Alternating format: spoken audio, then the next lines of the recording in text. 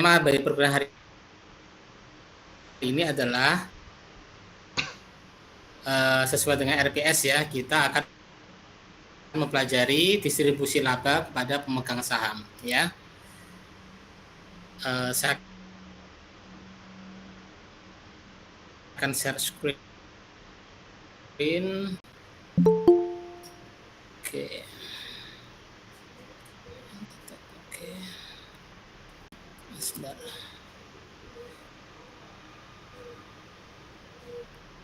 Saya udah lihat screen-nya belum ya?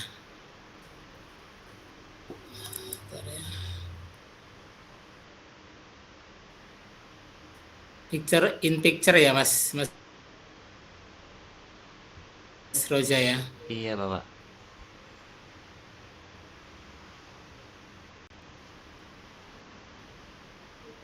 Mungkin share screen terlebih dahulu, kemudian bisa picture in picture.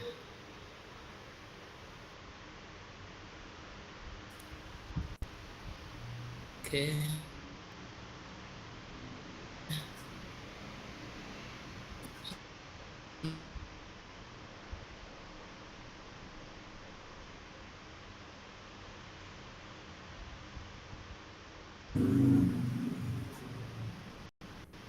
Sebentar ya, saya nggak bisa share screen ya, kenapa ya?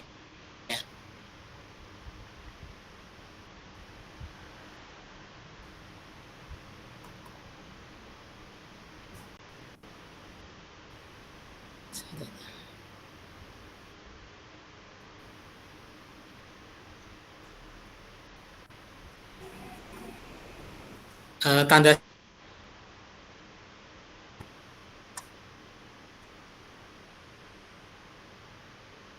belum ya?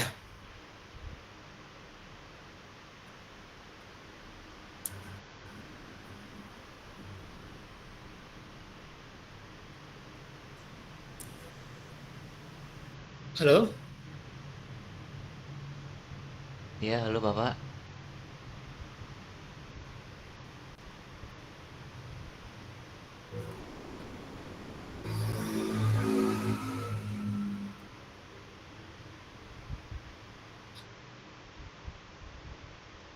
Lihat share screen saya belum ya Mas Roja ya?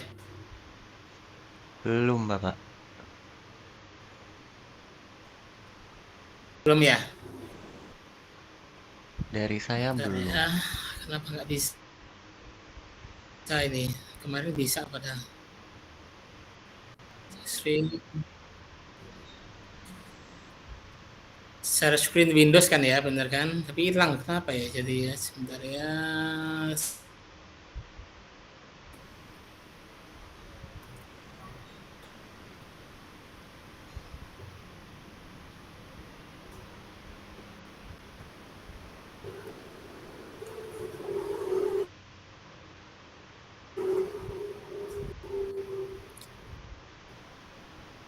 Terjeda ya, kenapa ya bisa ya?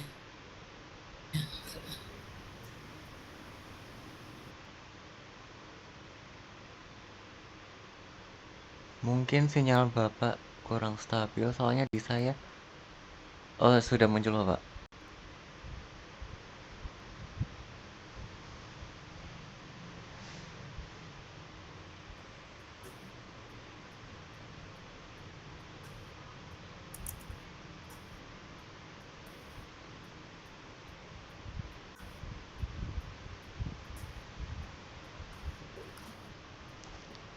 Share screen, kenapa nggak bisa ya?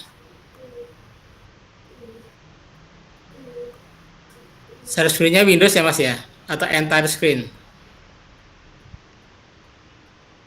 Windows Bapak. Oke, oke, ini kayaknya bisa nih.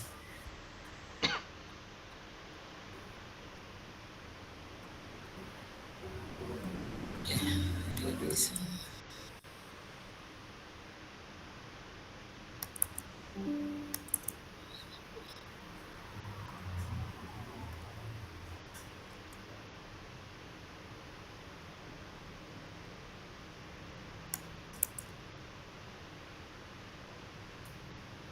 Oke, sudah bisa ya? Sudah kelihatan? Sudah, Bapak. Oke, terima kasih. Oke, kita akan lanjutkan ya. Pertemuan hari ini adalah temanya dividen atau pembagian laba terhadap pemegang saham. Oke, sebelum saya lanjutkan,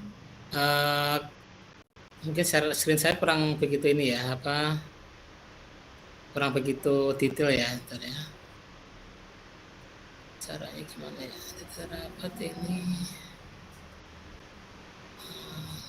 Terlalu kecil ya? Anda lihatnya terlalu kecil ya di sini ya?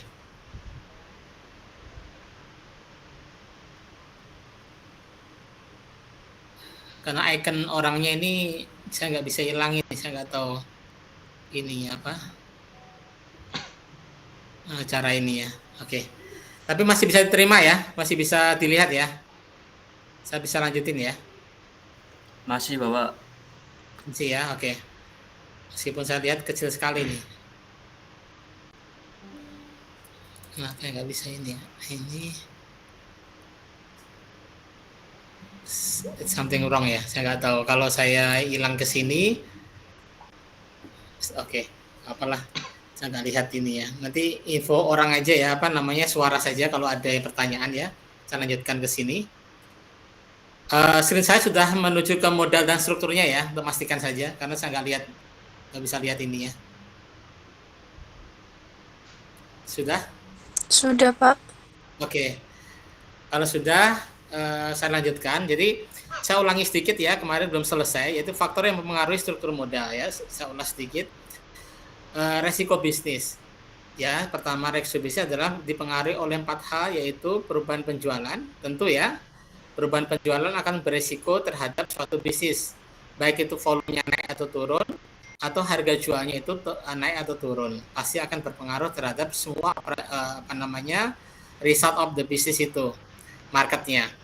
Kemudian perubahan harga masukan termasuk juga biaya tenaga kerja atau biaya produksi, biaya raw material, segala macam, dan kemampuan menyesuaikan perubahan harga keluaran akibat perubahan harga masukan. Jadi kalau harganya itu naik, biasanya adalah harga jualnya juga naik ya. Harga materialnya naik, dia harga jual naik. Tenaga kerjanya ada inflasi, kenaikan gaji segala macam juga biasanya disesuaikan dengan harga jual atau harga produk itu sendiri.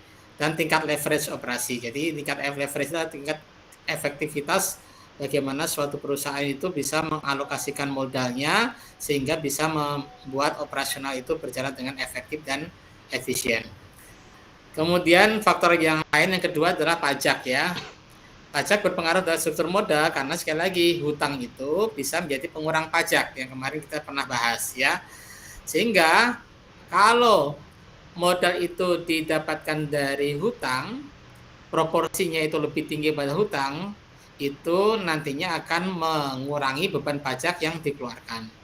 Tentu sekali lagi perlu diingat teman-teman mahasiswa bahwa kalau hutangnya itu memang berakibat positif terhadap pengurang pajak, tetapi juga ada akibat negatifnya. Artinya risiko terhadap kebangkrutan, risiko terhadap gagal bayar dari suatu perusahaan itu juga akan meningkat. Jadi selalu ada kompensasi yang timbul dari hal yang dicapai, selalu itu ya. Nah, kemudian manfaat menghitung modal ya. Biaya modal juga seringkali digunakan sebagai discount rate perusahaan, yaitu untuk menghitung nilai perusahaan, menentukan apakah perusahaan itu layak atau investasi itu layak dijalankan atau tidak. Jadi itu sebagai suatu batas indikator ya. Misalkan biaya modalnya itu 7%, tetapi laba perusahaannya itu hanya 5% misalkan, atau katakanlah nilai balik modalnya 5% secara hitung-hitungan, maka itu dikatakan operasional perusahaan itu tidak efektif dan layak untuk tidak dilanjutkan. Tetapi kalau misalkan 7% tadi, setelah dihitung-hitung labanya itu menghasilkan return yang lebih dari 7%, misalkan 10%, maka itu menjadi parameter pertimbangan bahwa suatu investasi atau suatu usaha itu layak untuk dijalankan. Berikutnya adalah apabila proyek atau aktivitas perusahaan tersebut menghasilkan IRR lebih besar daripada cost of capital, yang tadi yang saya jelaskan ya, berarti investasi itu memberikan nilai tambah, atau sebaliknya jika lebih kecil berarti akan mengurangi nilai perusahaan itu sendiri dan tidak layak untuk dijalankan. Nah, ada 3 alasan pentingnya melakukan perhitungan ya cost of capital tadi. Pertama adalah memaksimalkan nilai perusahaan. Pasti ya, ujung-ujung utamanya adalah supaya apakah operasional bisnis itu berjalan dengan baik atau tidak, perlu hitung-hitungan kan. Kalau suatu operasional bisnis itu berjalan dengan baik, dikatakan baik itu kalau bisa mendapatkan return yang lebih tinggi daripada biaya modal. Kalau tidak dapat return lebih tinggi, berarti kan perusahaan merugi dan jangan sampai juga ambil resiko ya. Maka harus betul-betul dilihat cost and benefit-nya. Kemudian estimasi biaya modal diperlukan untuk mengambil keputusan tentu ya. Kalau perusahaan tersebut katakanlah punya biaya modal yang cukup, katakanlah ya berarti dia punya peluang atau opportunity untuk diinvestasikan lagi dengan nilai keuntungan yang lebih tinggi lagi atau digunakan untuk ekspansi produk, ekspansi perusahaan atau aktivitas yang lain yang menghasilkan keuntungan. Kemudian keputusan seperti leasing dan modal kerja juga membutuhkan estimasi biaya modal. Contoh ya, kalau seandainya ya perusahaan katakanlah di manufacturing ya, misalkan leasing untuk forklift misalkan ya. Nah, tentu perusahaan akan melihat kalau perusahaan tidak punya biaya modal, katakanlah dia harus utang misalkan, berarti dia harus hitung-hitungan apakah ketika itu hutang tersebut bunganya berapa persen, kemudian dibandingkan dengan benefitnya kalau dia sewa katakanlah ya, sewa itu berarti ada komponen plus minusnya. Plusnya adalah maintenance-nya juga dibayari oleh pihak third party ya, pihak ketiga, kemudian penggantian spare part segala macam juga di pihak ketiga dibanding dengan kita miliki sendiri. Katakanlah ya semua maintenance, semua spare part kita harus ganti setiap periode tertentu, maka itu menjadi hitung-hitungan benefit and cost-nya berapa, keuntungan nilai manfaatnya dibanding dengan biaya berapa, apakah bisa terkompensasi terhadap tadi biaya mengembalikan modal tadi atau return rate-nya tadi. Oke, contoh kasusnya seperti ini ya. Sebuah perusahaan manajemen, katakanlah perusahaan ABC namanya, sedang menganalisis renovasi dapur ya dan kamar mandi di 25 apartemen. Ini bergerak di bidang renovasi ya. Perusahaan ini semacam kontraktor. Renovasi akan menelan biaya sekitar 30 juta US dollar dan diharapkan dapat menghemat 5 juta per tahun. Ingat ya, investasi awal 30 juta, dia punya nilai manfaat ya atau nilai kembalian 5 juta per tahun selama 5 tahun ke depan. Ya. Nah, cuman memang ada risiko. Risikonya adalah ketika 5 juta per tahun itu sesuatu yang tidak pasti juga kan. Itu hanya proyeksi kan. Aktualnya ya nanti pada saat pelaksanaan gitu kan. Nah, cuman di sini ada hal yang perlu dilihat. Kalau seandainya ABC Corp tadi perusahaan tadi tidak melakukan renovasi, maka ada pilihan investasi obligasi selama 5 tahun dengan nilai pengembalian 10%. Ya. Jadi istilahnya resikonya sedikit, hanya pasang di obligasi ya, dapat return 10%. Lalu sebagai seorang manajer keuangan, Anda diminta untuk analisis ya, apakah lebih menguntungkan di proyek renovasi atau hanya tanamkan saja dananya di obligasi. Ya. Nah, cara penelitian seperti ini. Melihatnya adalah proyek renovasi ini nilai returnnya berapa kita akan hitung ya. Tadi, ingat di sini tadi ya, 30 juta menghasilkan 5 juta per tahun. Berarti returnnya setiap tahunnya adalah 5 juta dibanding dengan 30 juta.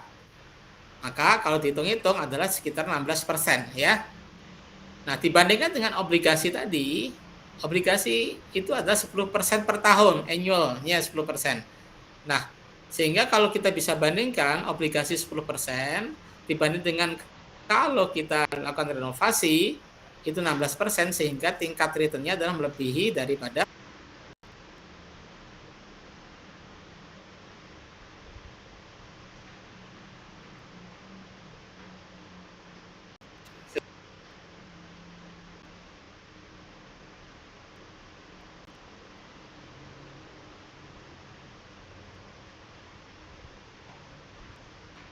Bapak mohon maaf masih di mute mic-nya.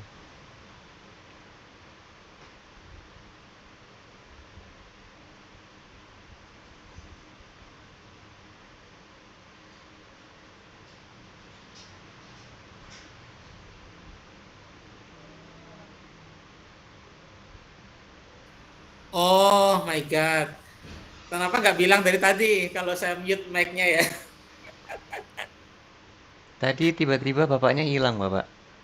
Oh, mungkin internetnya ya. Tapi sebelumnya ada suara saya ya. Sudah ada penjelasan juga, ada PPT juga. Oke, terima kasih. Untung aja nggak dari awal ya. Oke, saya kaget aja kalau dari awal lumayan tuh. Kita udah berapa menit ya? 15 menit. Baik, sebelum saya lanjut, mungkin ada yang ditanyakan, silahkan. Saya masuk ke presentasi lagi ya. Kalau mau ditanyakan, silahkan nanti angkat tangan aja nih Mas Rosa, tolong infokan ke saya kalau ada yang tanya ya. Oke, saya lanjutkan saja kalau belum ada pertanyaan. Contoh kasus berikutnya ya. Asumsi perusahaan XYZ katakanlah yang baru dibentuk perlu mengumpulkan dana 1,5 juta US dollar agar dapat membeli kantor dan peralatan yang diperlukan ya. Perusahaan memperoleh ya dari 1,5 juta tadi, perusahaan memperoleh 800.000 ya US dollarnya dengan cara menjual saham. Ya ingat ya, berarti struktur modalnya adalah 800 ribunya dari saham. Mohon maaf Bapak, untuk Termit lagi ya? PPT-nya belum ditampilkan. Oh, oke. Kayaknya ada ini deh, apa internetnya terganggu tadi kayaknya. Window. Oke, share.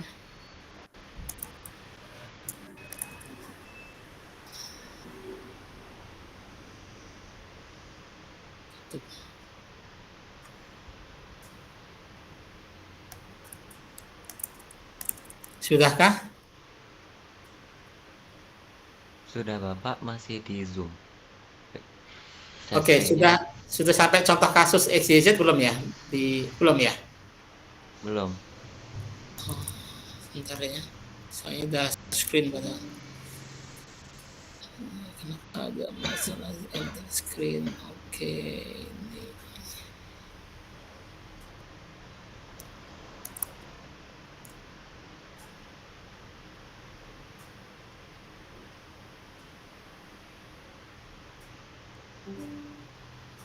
Sudahkah atau belum? Sudah Bapak. Sudah ya, oke. Ke contoh kasus ya. Asumsikan suatu perusahaan XYZ yang baru dibentuk yang ingin mengumpulkan dana 1,5 juta US dollar ya untuk membeli kantor sekaligus peralatannya. Perusahaan memperoleh 800 ribunya itu dari penjualan saham ya, jadi struktur modalnya ya 800 ribu out of 1,5 juta ini dari penjual saham ya. Pemegang saham menuntut pengembalian 5% ya atas investasi mereka, sehingga biaya ekuitas adalah 5% ya di sini ya. Perusahaan XYZ kemudian menjual 700 obligasi seharga 1.000 ya. Ingat berarti 700 obligasi seharga 1.000 per obligasinya adalah 1.000 kalikan 700, sehingga terkumpullah modal 700.000, sehingga struktur cost-nya pas ya, 800 ditambah 700 ketemulah 1,5 juta ya. Individu yang membeli obligasi tersebut diharapkan dapat kembalian 10% ya, lebih tinggi daripada saham ya. Jadi biaya utang perusahaan adalah 10% ya. Nilai pasar total perusahaan XYZ dihitung sebagai berikut ya. 800 tambah 700 1,5 juta. Tarif pajaknya 25%. Ini sebagai pengurang utang ya, ingat ya. Biaya modal rata-rata tertimbangnya dengan menggunakan rumus seperti ini ya. Untuk menghitung berapa persentage-nya itu adalah berarti 800.000 per 1,5 juta dari yang tadi, yang saham, kalikan dengan rate-nya pengembalian 5%, berarti ini yang tadi 5% dari sini. Kemudian yang sisanya 700.000 itu dari utang, 700 per 1,5 juta kalikan 10%, ingat di sini ya, pengembaliannya 10%, dan dikurangi 25%. Nih karena pajaknya ini 1 minus 0,25 sehingga ketemulah 0,038 atau 3,8%. Inilah sebagai patokan kalau perusahaan itu nanti operasional bisnisnya itu melebihi dari 3,8% keuntungannya, maka bisnis tersebut masih tergolong oke, on the track ya, proper. Tapi kalau di bawah 3,8 maka bisnis itu tidak proper ya, tidak layak untuk dijalankan. Oke. Teori struktur modal. Inti persoalan teori struktur modal adalah menemukan keseimbangan. Tadi ingat ya, dalam struktur modal itu kalau tadi ada hutang, ada nilai manfaat, tetapi ada juga nilai resiko. Demikian juga kalau misalkan dia saham, pasti ada nilai manfaatnya, tapi resikonya juga pasti ada. Kepemilikan misalkan juga berubah ya, segala macam ya. Jadi itu juga ada. Jadi yang saya jelaskan sebelumnya bahwa dibiayai semua dengan hutang juga itu kurang bagus, dibiayai semua dengan saham juga kurang bagus. Maka perlu adanya trade off ya, keseimbangan antara manfaat dengan biaya. Manfaat dari hutang berasal dari penghematan pajak, tapi satu sisi itu juga punya risiko kebangkrutan ya, keagenan dan segala macam yang terkait dengan informasi tak simetris atau asymmetric information ya. Jadi asymmetric information ini adalah informasi yang tidak sejalan antara pelaksana atau pemilik perusahaan terhadap pemilik saham. Pemilik saham inginnya adalah dividennya itu tinggi, gitu kan? Tapi pemilik usaha atau perusahaan nggak semuanya pengen dibagi dividen contohnya, artinya ya ingin sebagian juga akan dikelola lagi dananya digunakan untuk ekspansi bisnis, gitu kan? Kalau dibagi semua kan berarti penambahan dana untuk pengembangan kan berkurang. Itu makanya asymmetric information. Jadi kadang-kala apa yang diingini oleh pemilik perusahaan dengan pemilik saham, ya, saya bilang pemilik perusahaan karena masih memiliki ya, karena sahamnya itu kan dijualnya katakanlah berapa persennya masih dia miliki ya, dengan pemilik saham ya, kadang-kala tidak sejalan ya. Nah, lanjut saya dampak hutang pada weighted average cost of capital ya. Pemegang hutang ya memiliki klaim ya, cash flow yang lebih kuat daripada pemilik saham. Jadi ini pemegang hutang ini contohnya adalah bank. Ya, kalau dia pinjam dari bank, itu nilai tingkatannya itu lebih tinggi daripada pemilik saham. Jadi dia berhak untuk menagih dulu kewajibannya perusahaan daripada perusahaan ini sudah mengedarkan keuntungannya ke pemilik saham gitu ya. Jadi punya wewenang lebih. Tagih dulu kewajibanmu dong, bayar dulu, baru kalian kalau ada sisa silahkan bagi kepada pemilik saham. Nah, klaim kreditur yang tetap meningkatkan risiko stockholders, ya, meningkatkan biaya modal yang hanya mendapatkan sisa. Jadi pemilik saham itu hanya mendapatkan sisa, ya, karena apapun yang dibagi itu harus dikurangi dengan hutang dulu, dikurangi dengan pajak, ya. Ini hanya nilai sisanya. Semakin besar kewajiban hutang, berarti nilai sisanya kemungkinan akan semakin kecil, ya, yang didapatkan. Perusahaan dapat mengurangi pembayaran pajak dengan menggunakan hutang lebih besar, tetapi ini beresiko terhadap pembangkrutan tadi, ya. Selanjutnya yang lain dampaknya kebangkrutan saya nggak usah kupas lagi, pasti ini sudah menjadi sesuatu keniscayaan ya, utang banyak berarti risiko kebangkrutan juga semakin besar. Ya, ini akibatnya negatif juga kalau diketahui oleh konsumen, pemerintah, karyawan, stakeholder yang lain. Jadi konsumen juga akhirnya juga nggak yakin, atau karyawan katakanlah ya, kalau perusahaan itu kebanyakan hutang berarti resiko untuk bangkrutnya kan tinggi, dia jadi nggak engage, kerjanya juga nggak fokus, siapa tahu setiap saat bisa kena PHK, kena layoff gitu kan. Bagi pemerintah juga sama, itu nanti beresiko terhadap perekonomian kalau utang perusahaannya itu cukup besar, sehingga resiko untuk katakanlah perusahaan tertutup juga gede, besar, dan akan berpengaruh terhadap nantinya katakanlah orang menganggur segala macam kalau ada ailit, ya. Stakeholder yang lain juga nggak pede gitu kan, jangan-jangan itu karena besar kemudian cari saham, menerbitkan saham, itu hanya untuk menutupi utangnya nanti. Karena sekali lagi saham itu kan nilai keuntungan atau kerugian ditanggung bersama. Ya, bisa capital gain kalau nilai sahamnya itu naik, atau capital loss kalau nilai sahamnya itu turun daripada pembelian di awal.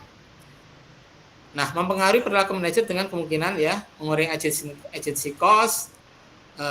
Jadi ada impact-nya. Kalau utang itu biasanya manajer atau pihak pelaksana itu berhati-hati ya, mengurangi biaya yang tidak perlu ya.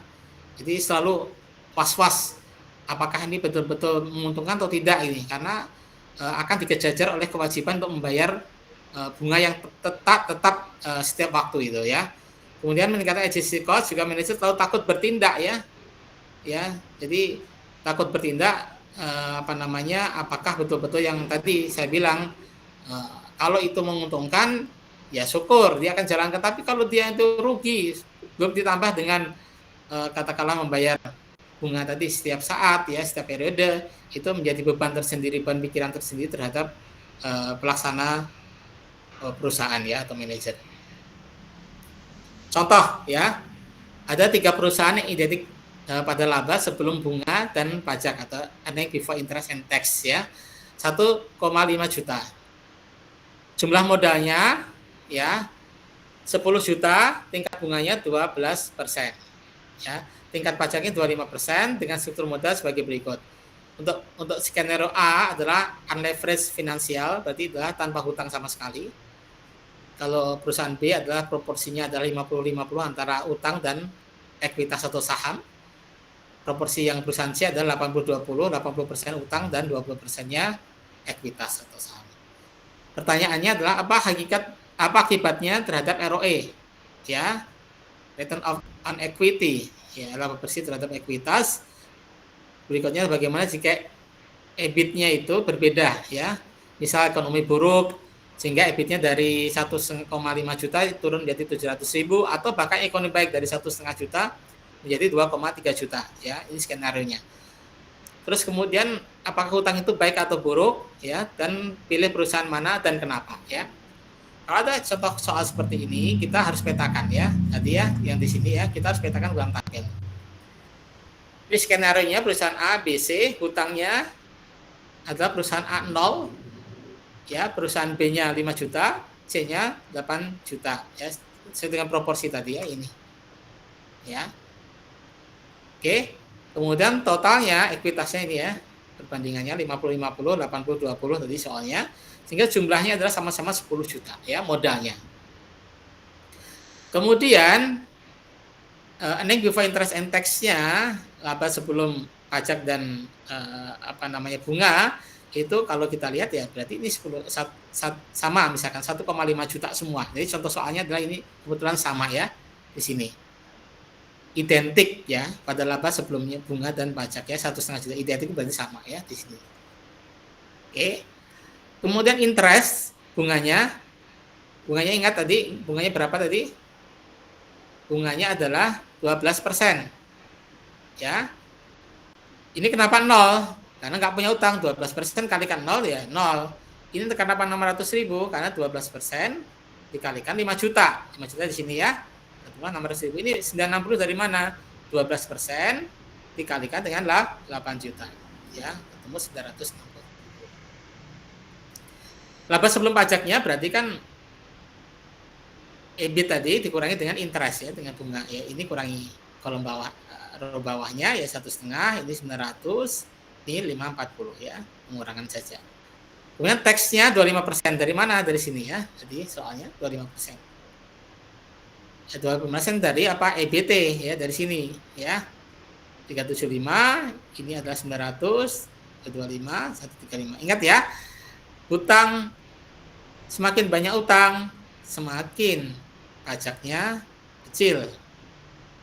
Ya, lihat di sini ya, hutangnya semakin banyak ya, pajaknya semakin kecil, 375, 225, 135 ya. Prinsip yang tadi jangan dilepas ya. Sehingga labanya kalau nggak punya utang 1,1, utangnya 50, 675, utangnya 80, 20, 405.000. Kalau sekilas dari sini, yang paling menguntungkan pastinya adalah yang A tanpa utang kan, sekilas. Ya, kalau soalnya EBIT-nya adalah sama ya 1,5 juta semua identik. Tapi apa iya perusahaan kalau untungnya sama ya dia struktur modalnya perlu ekuitas apa ya gitu ya. Bagi perusahaan ingat kemarin ya pelajaran 1 minggu yang lalu bahwa kalau perusahaan itu tingkat sebisa mungkin adalah ngambil hutang kan, ngambil hutang. Kalau tingkat keuntungannya sama, kenapa? Bayar bunganya semakin kecil atau pengurang pajaknya ada kan, gitu ya. Nah, tapi kalau dia untungnya biasanya perusahaan kalau untungnya berlebih, maka dia ngambilnya adalah kombinasi ya, kombinasi antara hutang dengan ekuitas, ya. Nah, pada soal ini bisa jadi tadi kan sebelumnya ekonomi baik bisa jadi 700.000 bisa jadi 2,3 juta ya tergantung. Jadi EBIT ini tergantung, bisa jadi yang khusus yang kalau misalkan dia ekonomi bagus ya kan bayar utangnya sama persis nih, mendingan adalah yang saham contohnya ya. Ini 2,3 juta misalkan di sini ya.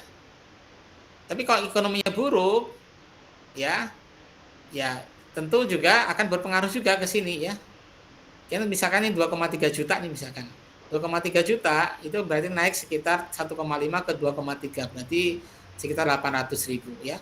Ya ini 875 tambah 800 kan 1,4 ya sudah melewati daripada ini gitu loh. Ya, jadi ini tergantung juga. Kalau pertanyaannya mana yang lebih efektif ya dihitung lagi. Seharusnya ini enggak 1,5 juta yang sama. Kalau 1,5 juta yang sama, maka sebaiknya tanpa ada ekuitas yang lain, jadi hutang. Tapi kalau ini berbeda-beda, ya kita simulasikan nanti skenario seperti apa gitu kan. Biasanya perusahaan kalau menarik saham yang soal-soal sebelumnya tadi punya rate yang berbeda ya. Punya rate yang berbeda. Oke, ada pertanyaan sampai sini? Saya lanjutkan ya, pengaruh financial leverage ya. Hutang itu meningkatkan ROE, tapi karena pengurangan pajak dan ekuitas yang lebih kecil. Jadi sebenarnya ROE itu return investment-nya karena untungnya besar, ROE-nya juga baik kan, karena ada pengurangan pajak dan ekuitas lebih kecil ya. Nah, meningkatkan deviasi ROE yang lebih lebar tapi ada kelemahannya. Jadi kalau hutang itu ROE deviasinya itu lebih besar. Jadi istilahnya adalah kalau kebetulan ekonominya baik, berarti karena ini nilainya adalah hutang ini pengurang pajak, berarti kan nilai untungnya lebih besar ya. Sehingga kalau nilai untungnya lebih besar, kemudian pajaknya kecil, berarti kan akan berpengaruh kepada ROE yang lebih besar lagi. Jadi semakin meningkat gitu kan. Udah untungnya lebih besar, pajaknya lebih kecil. Jadi akan terakumulasi double gitu ya. Tapi sebaliknya kalau seandainya perusahaan itu beresiko gagal bayar, ya berarti resikonya sangat besar sekali. Pertama tidak bisa melunasin hutangnya. Ya, yang kedua pastinya adalah perusahaan itu akan terancam pailit gitu ya. Jadi resikonya besar, bisa untung bisa rugi. High risk and high return. Ya, leverage tidak mengaruhi EBIT, tapi kalau EBIT kurang dari bunga interest yang dibayar maka ROE akan negatif ya. Kuncinya di sini ya. Kalau bunganya 7%, EBIT-nya cuma 5% ya ROE-nya negatif ya. Maka perlu analisis lagi sekali lagi interest atau discount rate itu penting untuk jadikan patokan ya. Oke, kita mengenal teori struktur modal ya. Ada beberapa teori. Teori yang pertama adalah MM teori atau Modigliani and Miller teori. Dia menganalisis adalah dua hal ya. Tidak ada pajak dan ada pajak. Nanti saya jelaskan di slide berikutnya. Ada trade-off teori, signaling, packing order, dan debt financing as a managerial constraint. Ya, hutang sebagai constraint, sebagai manajer supaya punya rambu-rambu atau karena keterbatasan ini ya, karena utang tadi, dia punya rambu-rambu mana yang bisa dijalankan, mana yang tidak ya. Nah, ini yang pertama dulu, teori MM ya. Disebutkan persamaan adalah VL sama dengan VO ya. Nah, ini kalau tidak punya pajak ya. Kan tadi ada dua teori ya, tidak ada pajak dan ada pajak ya. Kalau tidak ada pajak, rumusnya adalah VL sama dengan VO. VL adalah nilai perusahaan dengan leverage ya, perusahaan dengan hutang. VO adalah nilai perusahaan tanpa leverage ya. Jadi disebutkan bahwa tidak ada pengaruh hutang terhadap EBIT, terhadap nilai perusahaan ya, dia sebutkan di situ ya. Kemudian kalau ada pajaknya, maka rumusnya berubah ya, bukan VL sama dengan VO, tapi VL sama dengan VO plus TB. T-nya adalah pajaknya, B-nya adalah hutang ya, sehingga TB itu adalah penghematan pajak. Nah, teori Modigliani dan Miller ini atau MM ini, persamaan dan gambar menyimpulkan bahwa nilai perusahaan akan terus meningkat secara linear seiring dengan bertambahnya proporsi hutang pada struktur modal. Sehingga itu mengandung makna bahwa makin tinggi proporsi hutang, makin tinggi juga nilai perusahaan. Ya. Jadi kalau teori MM ini adalah frontal sekali ya. Jadi kalau perusahaan hutangnya banyak, nilai perusahaan itu juga akan tinggi. Nah, dia berasumsi bahwa kalau orang itu punya hutang atau perusahaan punya hutang, maka dia punya sesuatu keyakinan bahwa usaha yang dijalankan itu menghasilkan keuntungan yang lebih dari hutang tadi ya. Jadi sama juga dengan orang personel ya, kita ya, kalau punya misalnya hutang di bank katakanlah. Ya orang kita punya hutang di bank maka punya semangat untuk membalikan gitu ya. Meskipun itu debatable ya, belum tentu benar juga ya. Jangan-jangan karena banyak utang justru menjadi was-was, kemudian tidak gesit dalam hal menjalankan usahanya ya, serba ragu, takut kemudian jatuh tempo segala macam ya. Cuma ini teori MM seperti itu ya. Tapi banyak juga yang menganut itu ya. Menganut pokoknya hutangnya yang penting banyak, yang penting bisa kembalikan gitu kan. Banyak beberapa pebisnis kayak gitu kan. Hutang nggak banyak, nggak apa-apa banyak.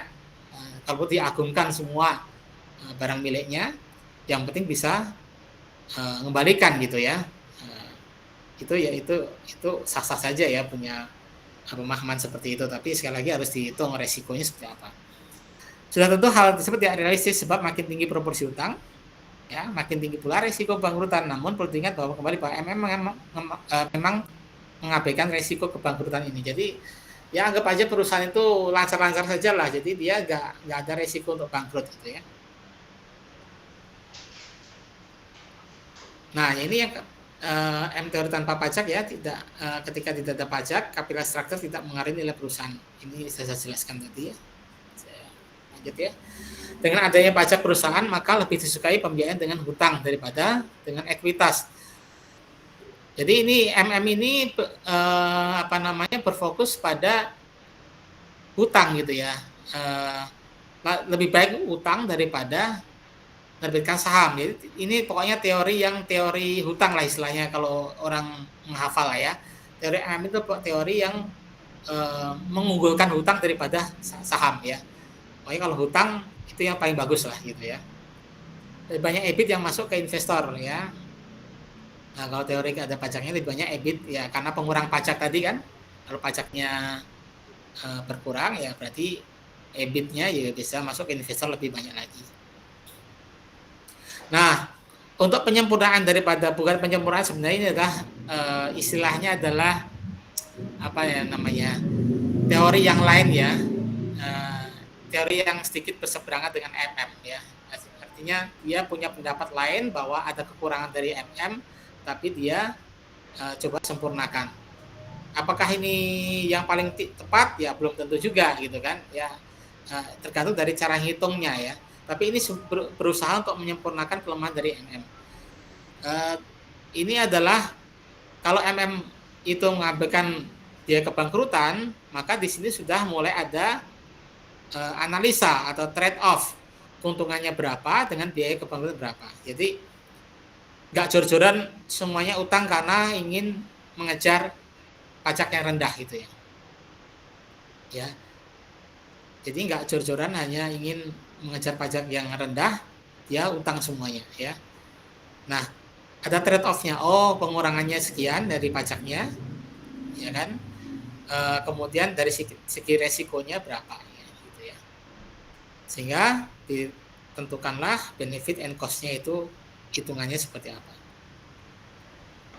Berikutnya, signaling teori ini juga sebenarnya penyempurnaan daripada MM ya.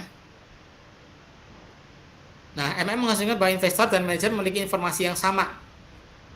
Kalau di MM itu ada symmetry information ya. Kalau istilahnya adalah penjalan perusahaan ya, manajer perusahaan itu spiritnya atau cara pandangnya itu sama dengan pemilik saham. Jadi kalau di pemilik saham itu ingin dividennya itu besar, maka penjalan perusahaan ya, manajer perusahaan juga ingin berusaha memberikan untung yang sebesar mungkin kepada pemilik saham. Itu teorinya MM, tetapi pada kenyataannya selalu berseberangan. Antara pemilik perusahaan atau penjalan perusahaan dengan pemilik saham itu selalu bertentangan. Namanya asymmetry information.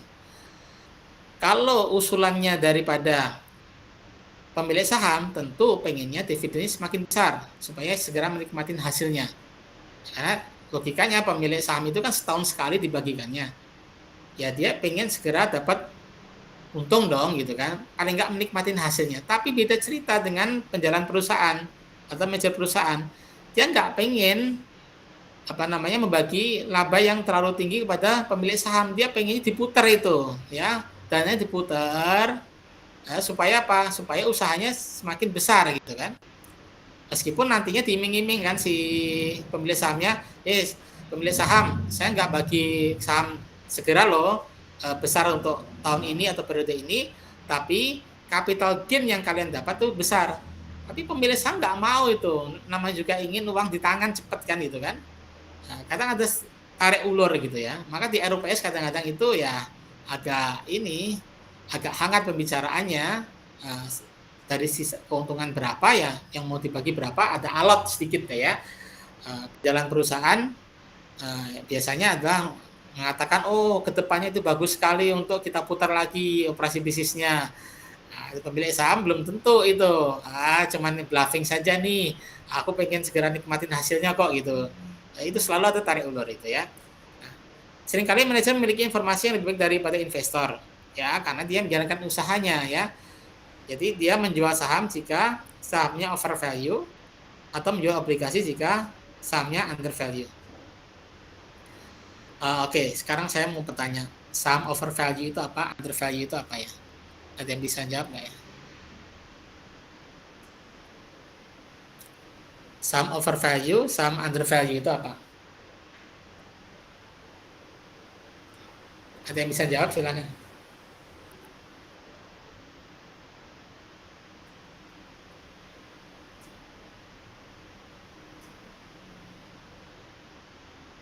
Atau saya tunjuk ya?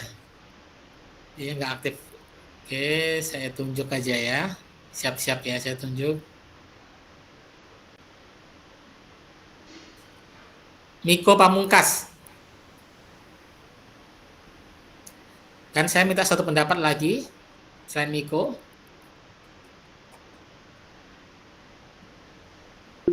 Vela. Ya, setelah Miko Vela, ya. Vela Mardaheni. Saham under value sama over value apa ya? Miko dulu silakan. Atau mau? Iya. Ya.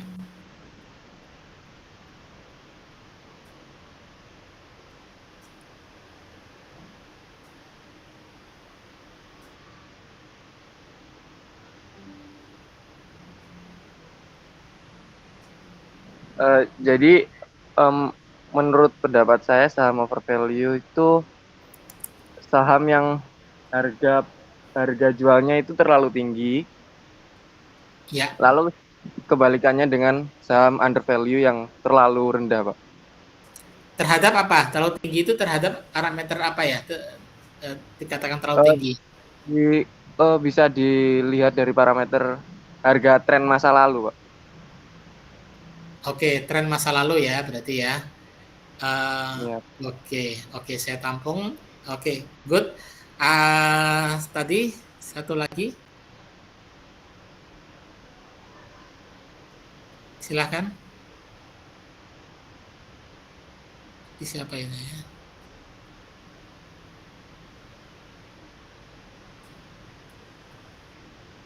Silakan satu lagi.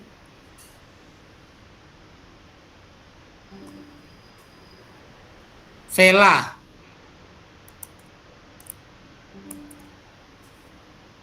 Vela.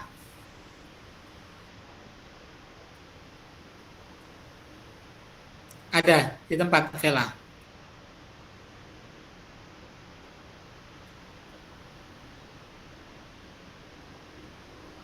Nggak di tempat ya.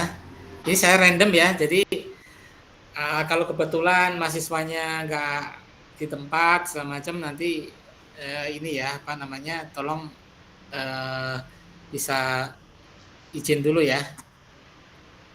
Nggak ini kan, nggak disangka kan saya ini random ya. Saya anggap Vela nggak ini ya, lagi nggak di tempat ya. Iya, mohon maaf Bapak. Tadi Vela izin saya ke kamar mandi Mas Ian Bapak. Oh, oke, ada izin ya. Oke, kalau nggak satu lagi ya, saya ini ya, Bima Pratama.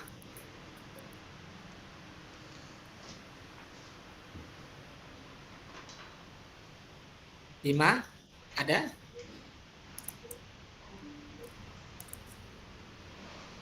Nggak ada juga. Oke, ada. Silakan Bima. Mohon izin Bapak, dikarenakan tadi saya ada error, apakah pertanyaannya bisa diulangi kembali? Oke, apa yang dimaksud dengan overvalue, undervalue saham? Saham undervalue ya Bapak? Screen saya kelihatan kan ya? Ya.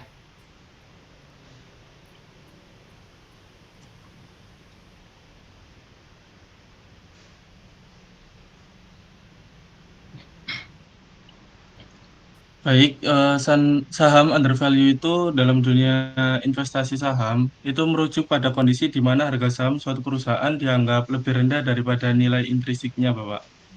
Jadi dengan kata lain, saham undervalue itu dianggap sebagai saham yang sedang murah-murahnya, begitu. Oke. Kalau overvalue?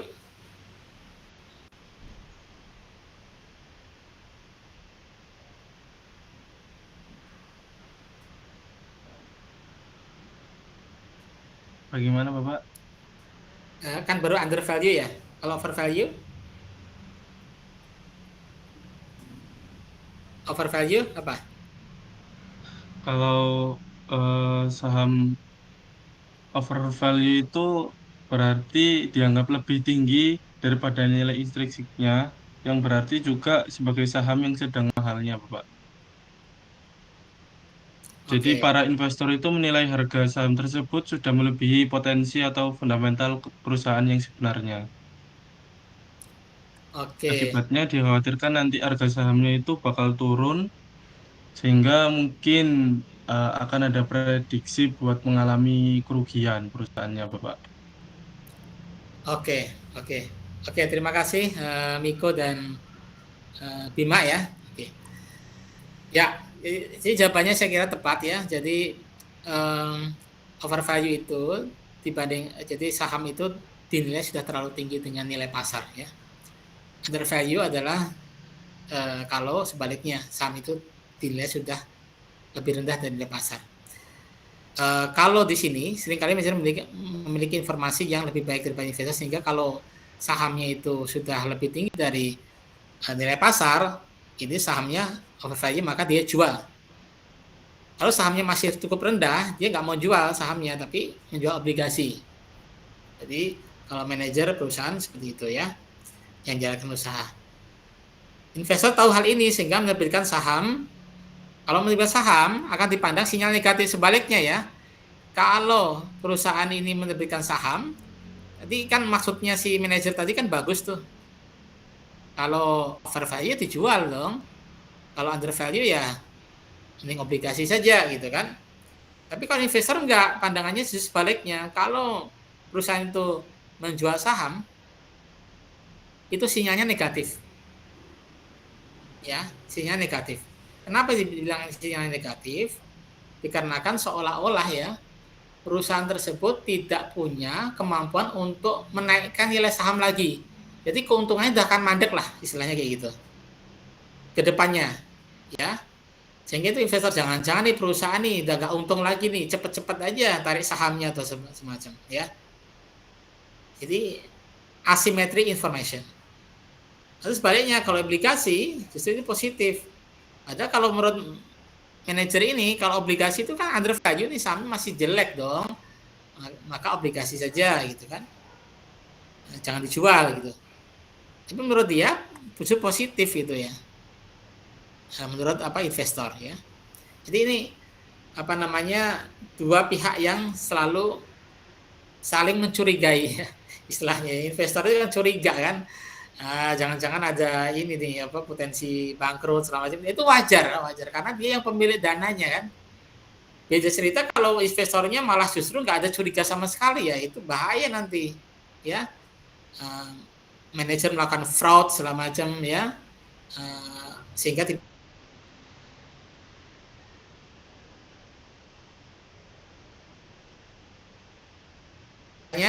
perusahaan itu ada namanya chairman ya, atau komisaris katakanlah. Komisaris itu lebih tinggi jabatannya daripada CEO. CEO itu hanya wakili perusahaan, sedangkan komisaris itu adalah yang wakili pemilik saham. Bahkan CEO juga bisa dipecat oleh komisaris. Kenapa? Karena itu tadi ya, kalau nggak sejalan dengan kepentingan investor ya, kemudian dia merasa bahwa ini bisnisnya tidak berjalan dengan baik ya dia harus ganti manajemennya gitu ya. Karena kembali lagi ya, pemilik saham itu kalau menjual saham tadi ya, itu juga menjadi pemilik perusahaannya gitu kan. Maka kalau salah satu kelemahannya itu tadi, pemilik perusahaan sudah kehilangan otoritasnya kalau dia menjual saham. Kalau nilai sahamnya justru katakanlah yang proporsinya banyak ya, berarti dia tidak punya otoritas lagi gitu ya. Oke. Next, pembiayaan hutang dan agency cost ya.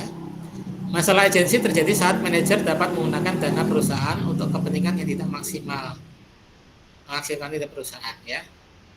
Jadi agensi ini adalah semacam pengawasan ya.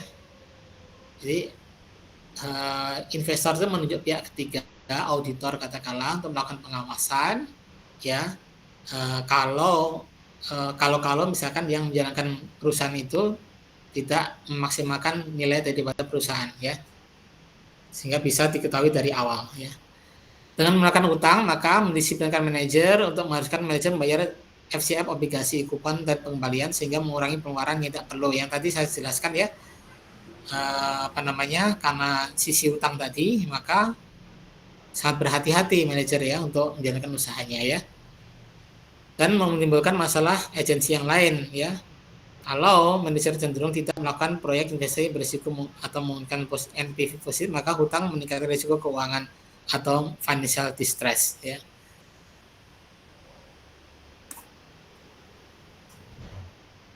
Packing order. Packing order adalah perusahaan dalam praktik punya prioritas pencarian sumber dana.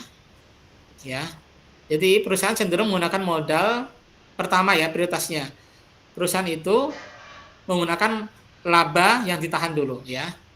Jadi kan laba itu ada yang dibagikan, itu namanya dividen, ada yang ditahan. Ditahan itu biasanya untuk diputar lagi untuk operasional bisnis. Nah, kalau itu nggak cukup, biasanya mencari permodalan dari hutang ya. Dan berikutnya kalau hutang tidak cukup juga, maka baru pilihan terakhir ya menerbitkan saham. Jadi kalau packing order gitu ya urutannya. Nah, kesimpulan akhir dari struktur modal sebelum kita menuju ke dividen ya, pas 1 jam ya. Menganalisis biaya modal dan struktur modal dapat membantu kita untuk menilai perusahaan dan investasi yang dilakukan dengan melihat laporan keuangan ya. Dari laporan keuangan ketahuan ya berapa untungnya segala macam, sehingga efektivitas dari biaya modal itu bisa kita lihat ya, apakah sudah efektif atau belum. Pengertian konsep biaya ini penting untuk mengetahui di mana tingkat penggunaan modal perusahaan ya. Biaya modal bisa dijadikan pertimbangan dalam menentukan berapa besar biaya sungguhnya ya. Jadi yang tadi kalau permodalannya itu dari hutang, dari saham, itu kan kita pakai WACC tadi ya. Ya ini kita bisa menentukan berapa sih rate yang minimal harus didapatkan oleh perusahaan, laba rate yang minimal harus didapatkan oleh perusahaan untuk mengganti biaya modal tersebut ya. Jadi saya jelaskan juga modal itu andalan bisa berasal dari utang dan ekuitas ya. Tentu juga kita harus mempertimbangkan dengan baik kelebihan dan kekurangan masing-masing ini. Dan selain manfaat juga ada konsekuensi biaya yang ditanggung ya. Tadi kalau hutang biasanya jangka pendek, jangka panjang, tetapi juga ada resikonya, membayar bunga. Ekuitas ini tidak memerlukan pelunasan, dinaikkan dengan bentuk pelunasan biasa dan preferen dan melalui lapisan. Jadi kalau utang tadi resikonya ada, ya kebangkrutan tadi. Tapi ada kemudian tiap periode juga harus membayar, ada jangka waktunya. Tapi kalau modal kan ya mau untung mau rugi ya tergantung daripada operasional bisnisnya, jadi bisa ditanggung bersama. Tapi kepemilikannya itu juga ada masalah, kepemilikannya berubah ya, otoritasnya menjadi kepemilik saham proporsinya ya. Nah, kebanyakan pemilik bisnis lebih menyukai modal hutang karena tidak mengenai kepemilikannya, saya sebutkan tadi ya, tapi ada risikonya. Perusahaan secara hukum diharuskan membayar hutang atas modal hutang secara penuh sebelum menerbitkan dividen. Jadi hutang ini menjadi prioritas utamanya sebelum perusahaan bisa membagikan dividen ya. Jadi punya wewenang lebih atau kewajiban lebih ya bagi pemilik perusahaan ya, harus melunasi utangnya kepada bank dulu ya. Jadi prioritasnya itu lebih tinggi. Oke, sampai di sini ada pertanyaan sebelum kita lanjutkan ke dividen.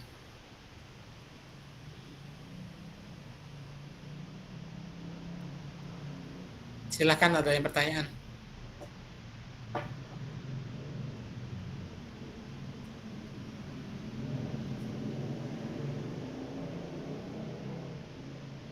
Ya ada, lanjut. 1 jam lagi, dividen ya. Lanjut lagi. Oke, ada pertanyaan? Silakan.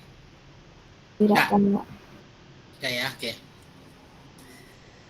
Dividen ya.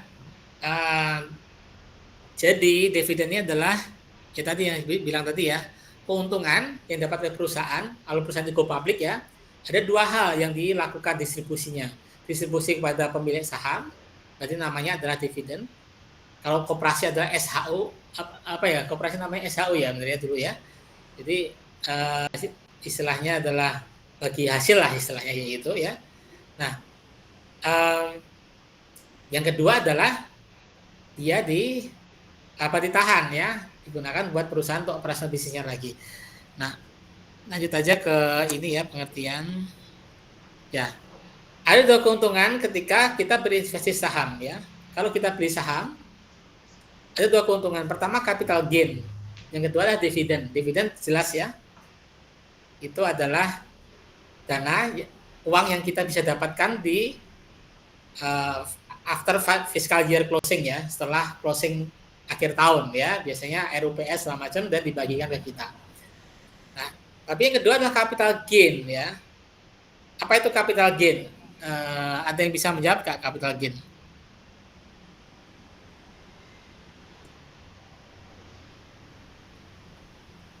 Ada yang bisa menjawab capital gain?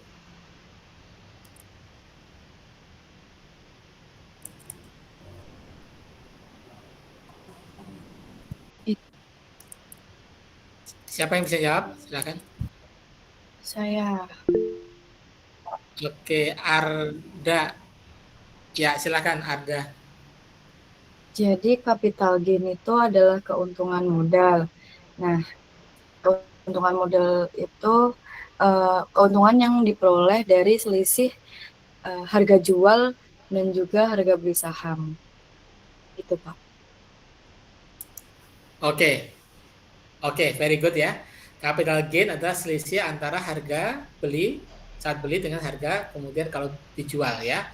Misalkan belinya adalah 5.500, kemudian harga jual kembalinya adalah 6.000, katakanlah tentu dengan biaya ada biaya lain-lain ya. Ini contoh gampangnya ya.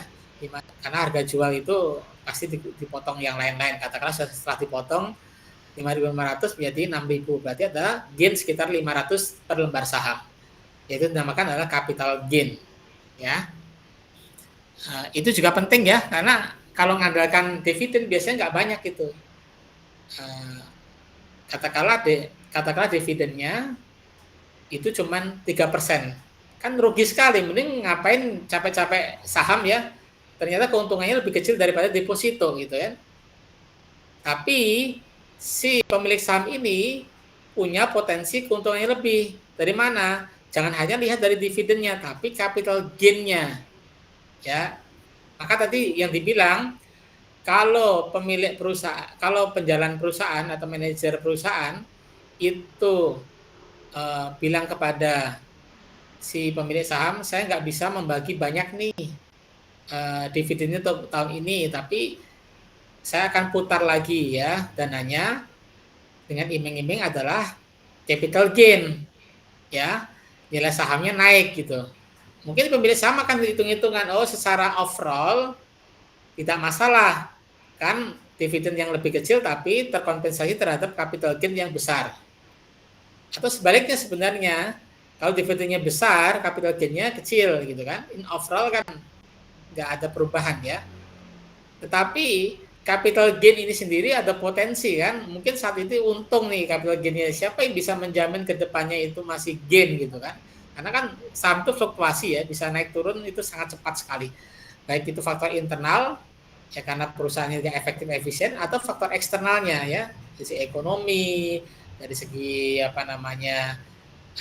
katakanlah harga bahan baku yang susah didapat, katakanlah perang Rusia Ukraine atau COVID-19 yang membuat slowdown market, itu banyak hal. Maka si pemilik saham ya biasanya akan memilih dividen yang besar tadi ya, meskipun diiming-imingi oleh capital gain. Ya. Capital gain berpotensi juga capital loss ya. Ini juga pasti ada set efeknya juga. Oke. Nah, capital gain adalah si harga jual dikurangi harga beli yang saya bilang tadi ya. Kalau awalnya 5.000 menjadi 6.000 ya 500. Itu dalam persentase adalah 9%. Jadi kalau orang bilang tadi 3% itu dividennya memang lebih kecil daripada deposito. Deposito 4% katakanlah ya. Nah, tetapi jangan melihat dari keuntungannya cuma 3% doang. Maka harus akumulasi 3% tambah 9%, sehingga sebenarnya untungnya adalah 12%. Kan lumayan sebenarnya. Ya, atau 1% sebulan kan lumayan tuh. Untuk bagi pemilik saham kan. Lihatnya seperti itu ya. Tapi apes juga kalau nggak ada capital gain, kemudian dividennya cuma 3% yang bilang tadi. Ya bisa terjadi saja gitu ya. Tapi juga usaha kan bisa betul-betul kalau untung ya untung banget, maka saham itu high risk and high return ya. Nggak ada ceritanya low risk, high return nggak ada, atau high risk, low return juga nggak ada. Jadi selalu pasti ada sisi ya yang bertolak belakang. Next, dividen adalah pembagian laba atau hasil yang diberikan kepada pemegang saham berdasarkan jumlah saham yang dimiliki. Ya. Ini apa yang dimaksud dengan berdasarkan jumlah saham yang dimiliki? Ini ada kata kuncinya di sini ya. Proporsi ya. Misalkan kepemilikan dimiliki oleh 100 orang ya. Menerbitkan 100.000 lembar saham. Ya. Ya, kalau misalkan si A ini proporsinya itu 20.000 lembar saham, berarti 20%, dibanding dengan B misalkan cuma 10.000 lembar saham, berarti ya si A ini adalah labanya yang 3 bagian berapa? 100 juta, misalkan contohnya ya. Ya 20%-nya 20 juta dapat A bagiannya. Yang B karena cuma 10.000 lembar saham atau 10% dari 100 juta tadi, ya berarti cuma dapat 10 juta. Jadi tergantung daripada proporsi kepemilikan saham itu, dibagi merata based on proportion ya, kepemilikan. Pembagian dividen ini ditentukan oleh direksi dan disahkan oleh RUPS ya. Ya direksi mengusulkan, disahkannya oleh RUPS ya.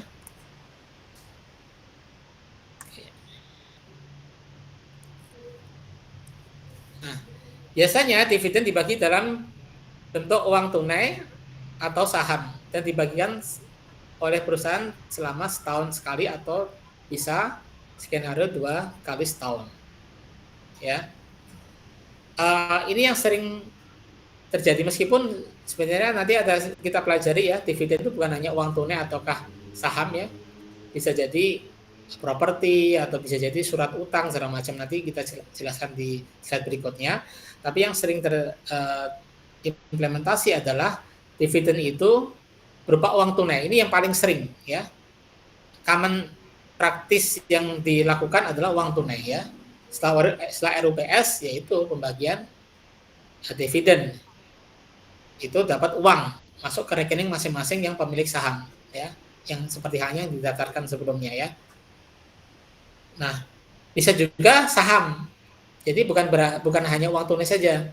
Jadi dividennya adalah bisa diberikan saham lebih. Jadi perusahaan itu kayak mencetak saham lagi ya, kemudian dibagikan lagi kepada pemilik saham based on proportion tadi, sehingga kepemilikan lembar sahamnya juga akan naik ya. Namun ada pula perusahaan yang membagikan dividen lantaran dana yang berasal dari pendapatan perusahaan tersebut diinvestasikan dengan sebagai modal usaha. Jadi pilihannya tadi ya, kalau manajer perusahaan ingin ekspansi lebih, ya pasti menggunakan dana laba ditahannya juga lebih besar sehingga dividennya semakin kecil atau bahkan tidak dibagikan. Tapi itu juga persetujuan RUPS. Jadi diusulkan boleh saja, tapi di RUPS lah nantinya ditetapkan gitu ya.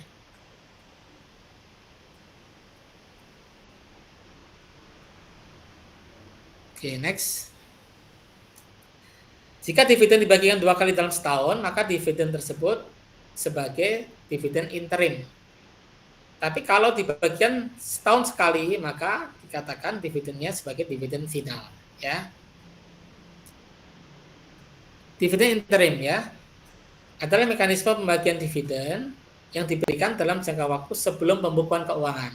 Ingat, pembukuan keuangan itu kan 1 tahun transaksi akuntansi ya. Kalau di Indonesia itu rata-rata ya Januari sampai dengan Desember. Meskipun beberapa perusahaan asing yang pernah saya bekerja di sana ya bisa jadi bulan Juli ke Juni, bisa juga April ke Mei ya, tergantung ya. Jadi dividen interim ini adalah dividen pada saat transaksi belum putus ya, atau belum close ya, atau waktu masih berjalan ya. Biasanya di pertengahan, kalau di Indonesia ini biasanya di pertengahan tahun ya. Dividen final itu di akhir tahun. Di akhir tahun pun juga bukan berarti di Januari ya. Dia akan melakukan pertanggungjawaban dulu biasanya pemilik perusahaan di Januari, Februari atau bahkan Maret. Maka teman-teman kalau misalkan searching annual report katakanlah ya, ataukah sustainability report, jadi banyak istilah di situ ya. Bisa annual report, bisa sustainability report, bisa performance report, jadi banyak istilah. Itu biasanya terbitnya itu di bulan Maret atau bulan April biasanya. Ya bahkan ada yang sebagian karena ada adjustment terbitnya di bulan Mei. Jadi teman-teman bisa searching ya di Google katakanlah ya. Di Google searching annual report atau sustainability report atau performance report itu tahun 2022 katakanlah itu terbitnya biasanya di bulan April atau Maret ya 2023. Bulan performance 2023 sebagian belum terbit sampai sekarang nih Mei, tapi ada sebagian yang sudah terbit ya. Maka sebenarnya gampang sekali perusahaan go public, Anda bisa tinggal searching Unilever katakanlah ya, itu ada ya. Jadi mudah sekali untuk diakses ya. Dividen final atau merupakan mekanisme pembagian dividen setelah proses pembukuan keuangan. Ya, ini setahun sekali ya. Sebentar ya, saya satu menit dulu.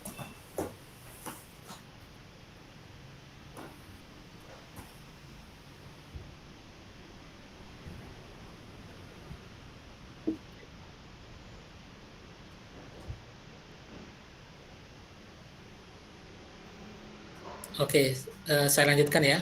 Dividen final ini adalah yang setahun sekali dan ini common practice ya. Hampir semua perusahaan, saya bilang 90%-nya itu bagi dividen itu di akhir tahun ya. Nah, yang saya bilang tadi ya, jenis dividen itu banyak sebenarnya. Yang kita sudah bahas adalah dua ini, tunai sama saham. Ada sebenarnya dividen properti, likuidasi, janji hutang ya. Oke, singkat saja. Kalau tunai tadi jelas ya, diterima tunai atau cash ya, jelas ya. Ini yang sering dilakukan. Nah, contohnya ya. Dividen cash ini merupakan salah satu aksi korporasi diawali dengan pengumuman dividen oleh direksi perseroan. Diumumkan dulu ya tahapannya. Kemudian setelah diumumkan adalah dicatat ya, siapa-siapa yang berhak menerima ya, dan pembagiannya juga bersifat proporsional ya, tergantung dari berapa proporsi pemilik saham dibanding dengan total berapa lembar saham yang dimiliki oleh pemilik saham dibanding dengan total lembar saham yang dia terbitkan. Nah, selain memiliki kas yang mencukupi, dividen kas harus diambil atau dibet dari laba ditahan ya. Jelas ya, dividen kan diambil dari laba ditahan setelah dikurangi semuanya ya kewajiban tadi, termasuk juga kewajiban membayar utang ya, nilai sisa. Dikurangi utang, dikurangi juga saham preference, jangan lupa juga ya. Saham preference itu punya tingkatan lebih tinggi daripada saham biasa. Dikurangi obligasi ya kalau ada. Nah, 3 momen penting terhadap pembagian dividen yang saya sebutkan tadi, diumumkan dulu, kemudian baru dicatat ya sahamnya siapa yang berhak menerima, kemudian dibayarnya kapan ya. Contoh kasusnya ya, PT MK mengumumkan dividen pada tanggal 1 Desember ya, diumumkan dividen kasnya sebesar 5.000 per saham atas 1 juta lembar saham, sehingga totalnya berarti 5.000 kalikan 1 juta. Dalam benak kita adalah 500 atau 5 miliar ya, 5.000 kalikan 1 juta, berarti ini 5 miliar nih dibagikannya ya. Saham biasa yang nilainya adalah 100.000 per saham ya, 100.000 per saham. Jadi nilai total sahamnya adalah 100.000 kalikan dengan ini ya, 1 juta ya, 100 miliar ya. Tapi yang dibagikan adalah 5.000 ya. Ingat ya, kalau hitung persentase berarti 5.000 bagi 100.000 ya, 20%-nya ya. Oke. Dividen akan dibayarkan ya, diumumkan tanggal 1 Desember, akan dibayarkan tanggal 20 Januari. Nah, saya bilang tadi ya, lewati akhir tahun ya. Ya, kepada pemegang saham yang tercatat pada 22 Desember. Jadi tanggal 22 Desember itu sudah didiskusikan siapa-siapa yang berhak menerima dan berapa. Kan? Kemudian akan dibayarkan tanggal berapa? Tanggal 20 Januari. Nah, jurnalnya seperti ini kalau di akuntansi ya. Di sini dividen kasnya debit ya, 5 juta. Utangnya adalah kredit dividen. Ingat ya, kenapa ini dividen kas ini debit ya? Karena seperti hanya prinsip accrual ya. Ini adalah biaya yang dicadangkan ya. Di accrual basis, ingat biaya itu akan bertambah kalau dia di posisi debit atau di debit kalau dia bertambah ya. Utang ini adalah bertambah kalau dia posisinya kredit ya. Sini. Ya, dicatatnya situ. Ini di accrue istilahnya pada saat tanggal 1 Desember ini di accrue. Ya. 5 miliar dari mana? 5.000 kalikan 1 juta. Oke. Nah, kalau dia kemudian dibayarkan tanggal 20 Januari yang tadi, maka dibalik ya jurnalnya, dividen kasnya debit, utangnya kredit, maka jurnalnya adalah kalau ini utang, ini debit, tinggal dibalik tadi ya, utangnya berkurang maka dia debit kan ya. Kemudian di sini karena sudah mengeluarkan duit berarti dia kas yang berkurang maka posisinya kredit ya. Contoh ya di sini. Tanggal 31 Desember 2021, saham preference PT Harry Potter yang beredar berjumlah 10.000 saham. Nilai nominalnya adalah 100.000 per saham. Ya. 100.000 per saham berarti nilainya 10.000 kalikan 100.000. Ya, ini apa namanya? 1 miliar, ya. Jadi 1 miliar. Tarif dividennya adalah 8%. Ya. Sementara itu, saham biasa PT HP yang beredar berjumlah 500.000 saham biasa. Ya, 500.000 saham biasa. Nilai nominalnya adalah 10.000. Ya, 10.000. Nah, pada tanggal 31 Desember ini diumumkan dividen kasnya adalah 60 juta gitu kan. Nah, dividen saham preference dibayarkan adalah rumusnya adalah kenapa 80 juta? Karena ingat tadi ya 10 juta kalikan 100.000 1 miliar. Ya. Kemudian dividen kumulatifnya harus dibayarkan perusahaan karena saham preference ini tetap ya 8%, maka ketemunya adalah 80 juta. Kewajibannya 80 juta, tapi perusahaan ingin bagi dividen kas ke saham biasa 60 juta. Berarti kan nggak cukup gitu ya. Kewajibannya 80 juta karena didahulukan saham preference. Janjinya adalah 60 juta ke saham biasa. Ya nggak nutup gitu ya. Masih berkurang 20 juta. Ya, caranya gimana nanti? Nah, ingat ya, saham preference itu bersifat kumulatif. Ya, saham preference itu ya kumulatif itu karena adalah mencakup dividen periode sebelumnya yang belum dibayarkan. Nah, saham preference ini adalah prioritas yang utama ya, saya jelaskan ya sebelum saham biasa. Sehingga kalau soal tadi, misalkan ya setahun kemudian, ini kan setahun pertama tadi. 31 Desember 2021 60 juta. Tahun kedua ekonominya membaik atau untungnya sangat besar ya. Bisnisnya berjalan dengan baik sehingga bukan 60 juta lagi tapi 500 juta akan dibagikan ya. Nah, dividen dialokasi ke masing-masing kelas saham kalau cara ngitungnya seperti apa? Seperti ini ya. Tahun 2021 diumumkannya 60 juta. Ya. Kemudian dividen preference-nya 60 juta. Ya. Kenapa cuma dibayarkan 60 juta? Ya karena nggak cukup tadi ya. Nggak cukup kan? Kewajibannya 80 juta, ini cuma punya sisa 60 juta, nggak cukup. Maka dibayarkan dulu, utang dulu nih. Saham preference-nya saya utang nih, nggak bisa lunasin satu juga nih. Hanya bisa kasih 60 juta. Saham biasanya dapat berapa? Dapat 0. Preference aja nggak cukup, apalagi saham biasa gitu kan. Tapi beda cerita dengan tahun 2022, 500 juta di sini. Ingat ya, kalau ada dividen, itu kewajiban utamanya utang kalau ada, dan kemudian saham preference kalau ada. Nah, ini 20 juta ini diambilkan dari mana? Dari tunggakan sebelumnya. Ini kan utang 20 juta nih. Harus dikurangkan dulu nih, utang dikurangkan dulu. Prioritas pertama adalah bayar utang kan. Terus kedua adalah saham preference. Kan tiap tahun 80 juta ini kan.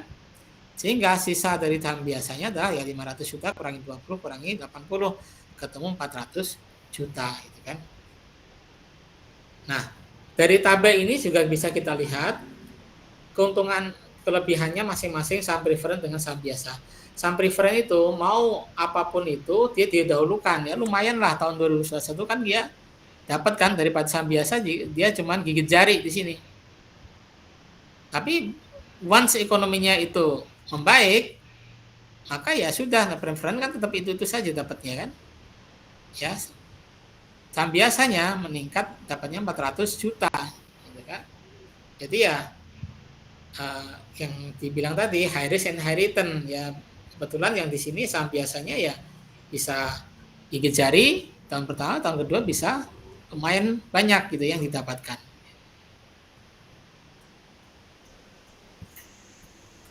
Nah, dividen saham. Jadi selain uang tunai, ya perusahaan itu juga bisa memberikan saham kepada investor ya sebagai dividen.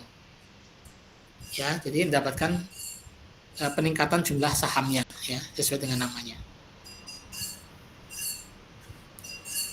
Nah, dividen saham ini adalah yang tadi ya diberikan nilai saham yang lebih kepada pemilik saham. Jadi nggak uang tunai tapi dia dikasih lembar saham yang berlebih. Ini untuk mengkompensasi ya kerugian tanda kutip ya, bukan yang seharusnya dapat uang tunainya tapi dikasih iming-iming lembar saham, dan biasanya dikasih iming-iming lagi capital gain lagi. Oh, kebetulan nilai sahamnya di sini kan sangat tinggi ya, sehingga lumayan kalaupun dijual setiap saat, karena setelah ini pun juga si pemilik saham bisa menjual sebenarnya. Jadi hanya bentuknya berbeda, saham itu bisa dijual setiap saat juga gitu ya. Kalau dia butuh uang ya silahkan jual, kalau nggak butuh uang ya lumayan sahamnya naik kan gitu kan. Sehingga merubah akun modal sendiri dengan laporan keuangan atau bagian pasifa. Ingat ya, pasifa itu ya harta, utang plus modal kan. Di neraca harta kiri, utang plus modal. Yang modalnya berarti ya di pasifa kan. Dividen saham digunakan oleh perusahaan yang sedang mengalami kesulitan keuangan. Ya, ini dalam artian adalah kesulitan keuangan untuk mengembangkan bisnisnya gitu ya. Kesulitan permodalan lah katakanlah ya. Karena kalau seandainya dia dividennya dia bagikan, berarti dia nggak bisa ngembangin lagi. Ya, di satu sisi kompetitornya, perusahaan kompetitor itu lagi gencar-gencarnya expand bisnis gitu kan. Sehingga kalau nggak diakalin seperti itu bisa kalah bersaing, sehingga perusahaan akan berpotensi mengalami kerugian, kalah persaingan, competitive advantage-nya juga berkurang gitu kan. Sehingga caranya adalah ya tadi, supaya dananya nggak keluar, dia kasih iming-iming pada pemilik saham hanya pembagian dividen saham gitu ya. Nah, ini yang saya sebutkan tadi ya, dividen properti ini ada seperti ini, tapi ini jarang dilakukan karena sangat rumit ya. Kalau propertinya berupa tanah harus pecah-pecah selama, tapi itu bisa juga dilakukan kalau pemilik sahamnya itu nggak banyak ya. Kalau pemilik sahamnya itu nggak banyak bisa dilakukan ya. Kalau cuma 10 orang katakanlah ya, mungkin semuanya pemilik saham itu yang pemain besar semuanya ya, itu bisa dilakukan. Tapi kalau pemilik sahamnya sampai ratusan ribu orang ya, bagaimana cara mecahnya sertifikat itu kan susah kan. Tapi bisa juga dilakukan gitu ya. Dividen likuidasi, nah ini dividen yang sinyalnya kurang bagus nih ya. Ini merupakan sinyal perusahaan menghentikan perusahaannya atau sedang melalui kebangkrutan ya. Ya dibagikan gitu ya. Sebagian labanya supaya bisa mengembalikan modal, tapi itu sinyal negatif ya. Artinya pasti ya pemilik sahamnya nggak dapat untung ini ya. Ya, namanya juga likuidasi ya, aset yang ada berapapun dia perusahaan miliki, kemudian juga akan diberikan kepada perusahaan based on proporsi tadi ya. Ya, kalau misalnya pabrik ya dijual berapa harganya segala macam ya. Nilai pada harga tadi pabrik tadi didistribusikan kepada pemilik saham based on proporsi yang dimiliki gitu.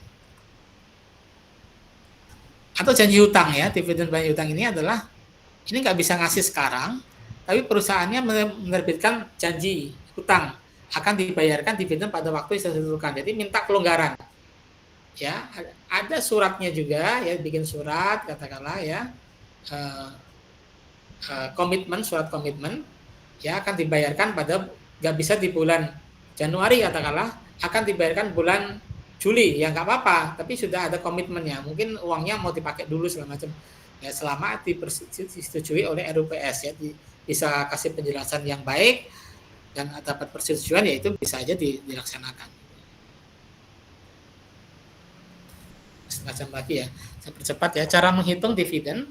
Untuk menghitung dividen ada beberapa data yang perlu dipahami. Dan itu adalah laba bersih per saham, earning per share, kemudian dividen payout ratio, dan jumlah saham beredar atau outstanding share ya.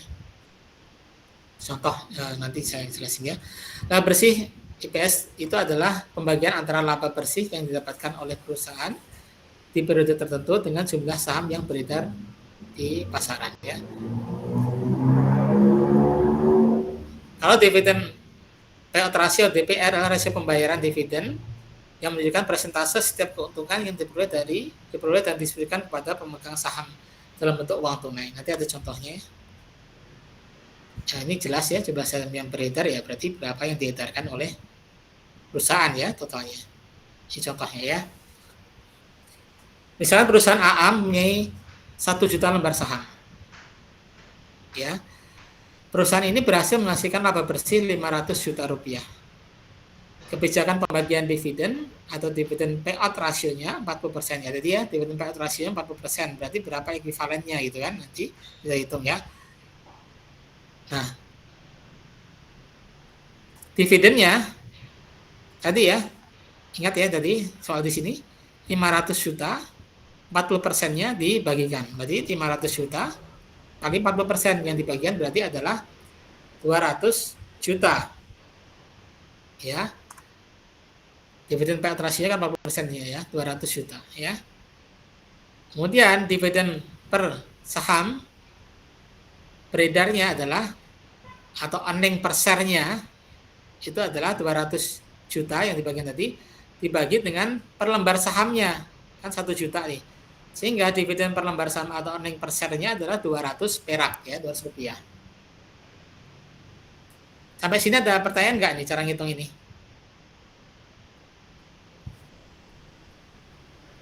Ada pertanyaan? Atau masih bisa diikutin?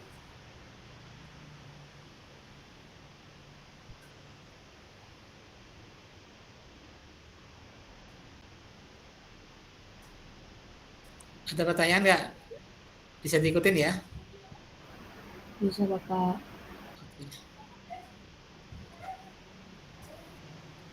Nah, kemudian dividen yield adalah rasio tingkat pengembalian dalam bentuk dividen tunai kepada pemegang saham. Biasanya dividen yield dinyatakan dengan persentase yang tadi ya. 40% atau apa tadian.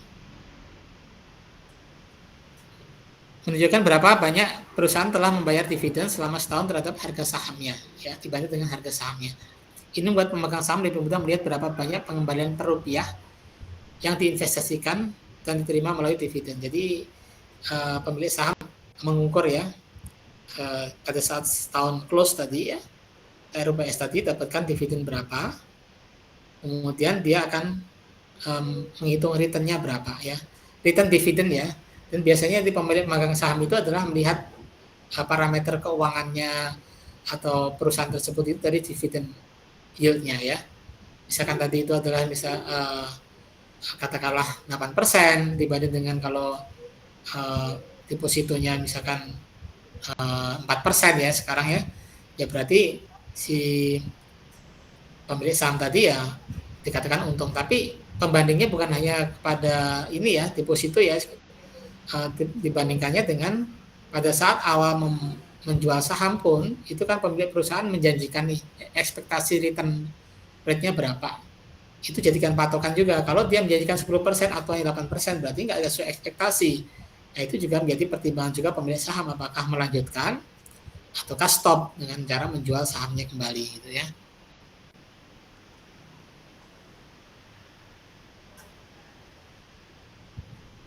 Nah, biasanya perusahaan baru yang sedang tumbuh itu membayar dividen yield yang lebih rendah dibanding dengan perusahaan yang sudah matang di sektor yang sama.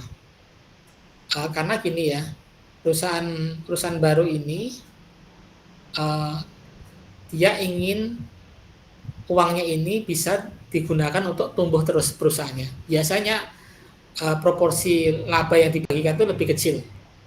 Karena dia merasa bahwa dia masih punya kesempatan untuk bisa tumbuh menggunakan dananya untuk diputar lagi. Itu filosofinya. Dibandingkan perusahaan sudah matang, ya supaya pemilik sahamnya itu juga tidak segera pergi gitu kan. Ya dia kan sudah ekspansi banyak nih ya. Berarti keuntungannya ya dia akan berikan semaksimal mungkin kepada pemilik saham dengan cara membagi dividen ya. Makanya biasanya kalau perusahaan-perusahaan yang lama dividennya itu lebih tinggi gitu kan. Cuman memang ada kelemahannya adalah potensi untuk tambah lagi atau capital gain itu sendiri itu jadinya lebih kecil peluangnya daripada perusahaan baru. Perusahaan baru kan ekspansi segala macam, dia punya keinginan lebih. Kalau perusahaan lama biasanya adalah mempertahankan aja, udah cukup senang gitu ya. Maka capital gain-nya itu jadi semakin potensinya semakin kecil gitu ya. Nggak seatraktif di perusahaan-perusahaan yang baru ya. Nah, itu biasanya juga perusahaan utilitas ya, perusahaan yang untuk konsumsi ya, bahan kebutuhan pokok biasanya memberikan yield yang lebih besar ya. Tapi kalau perusahaan teknologi ya itu biasanya yieldnya kecil karena ya butuh pengembangan tadi ya. Teknologi apalagi kan butuh pengembangan, ekspansi ya, perbaikan, improvement segala macam.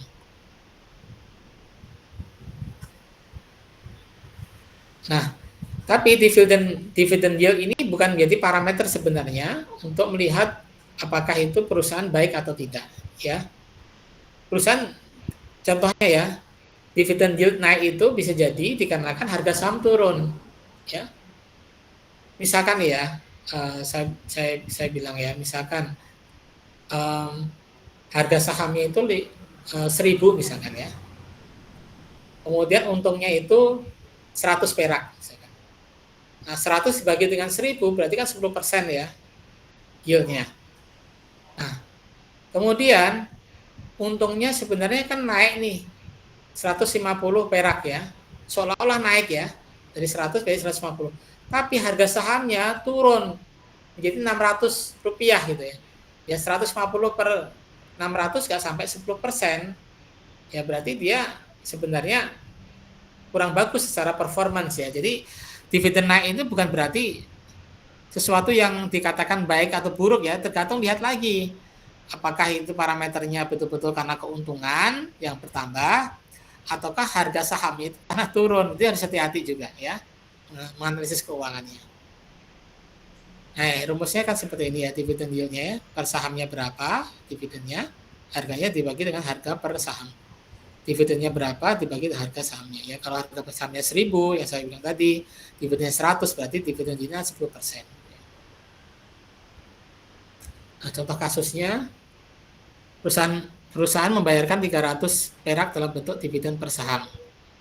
Sedangkan harga sahamnya 5.000. Maka untuk dividen yield-nya mudah sekali dihitung ya. Ini adalah harga dividen yang dibagikan 300 rupiah.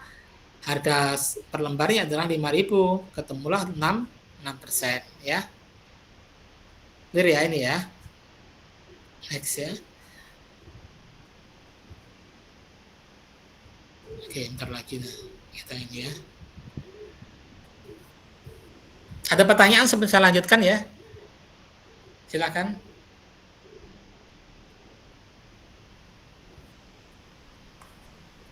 Nanti 15 menit terakhir saya buka tanya jawab ya. Nanti ingatin saya 11.15 ya Mas Roja ya. Kita buka tanya jawab supaya teman-teman mahasiswa lebih interaktif ya. Tanya apapun lah nanti silakan. Kebijakan dividen dalam praktek ya. Mayoritas perusahaan cenderung bagian dividen dengan jumlah yang stabil dengan asumsi investor cenderung lebih menyukai dividen yang stabil ya. Jadi investor ini karena proyeksi atau tujuan utama adalah uang, dia cenderung menyukai bahwa pengembalian atau distribusi keuntungan tadi itu sifatnya tetap, sehingga dia bisa mendapatkan uang sesuai dengan tingkat periode yang ditetapkan ya. Jadi menikmatin hasilnya kayak panen lah istilahnya gitu ya. Ya setiap saat dia dapat uang, dia bisa putar lagi segala macam ya. Investor cenderung lebih menyukai dividen stabil. Yang kedua adalah investor lebih melihat kenaikan dividen sebagai suatu tanda baik bahwa perusahaan memiliki prospek yang baik ya. Sekali lagi ya, perusahaan itu pemilik saham itu hanya melihat kalau dividennya dihasilkan itu tinggi, maka dia berasumsi perusahaan itu sehat. Perusahaan itu menguntungkan. Walaupun sebenarnya fundamentalnya bukan seperti itu juga. Fundamentalnya adalah perusahaan pemilik saham itu harus melihat juga capital gain, ya.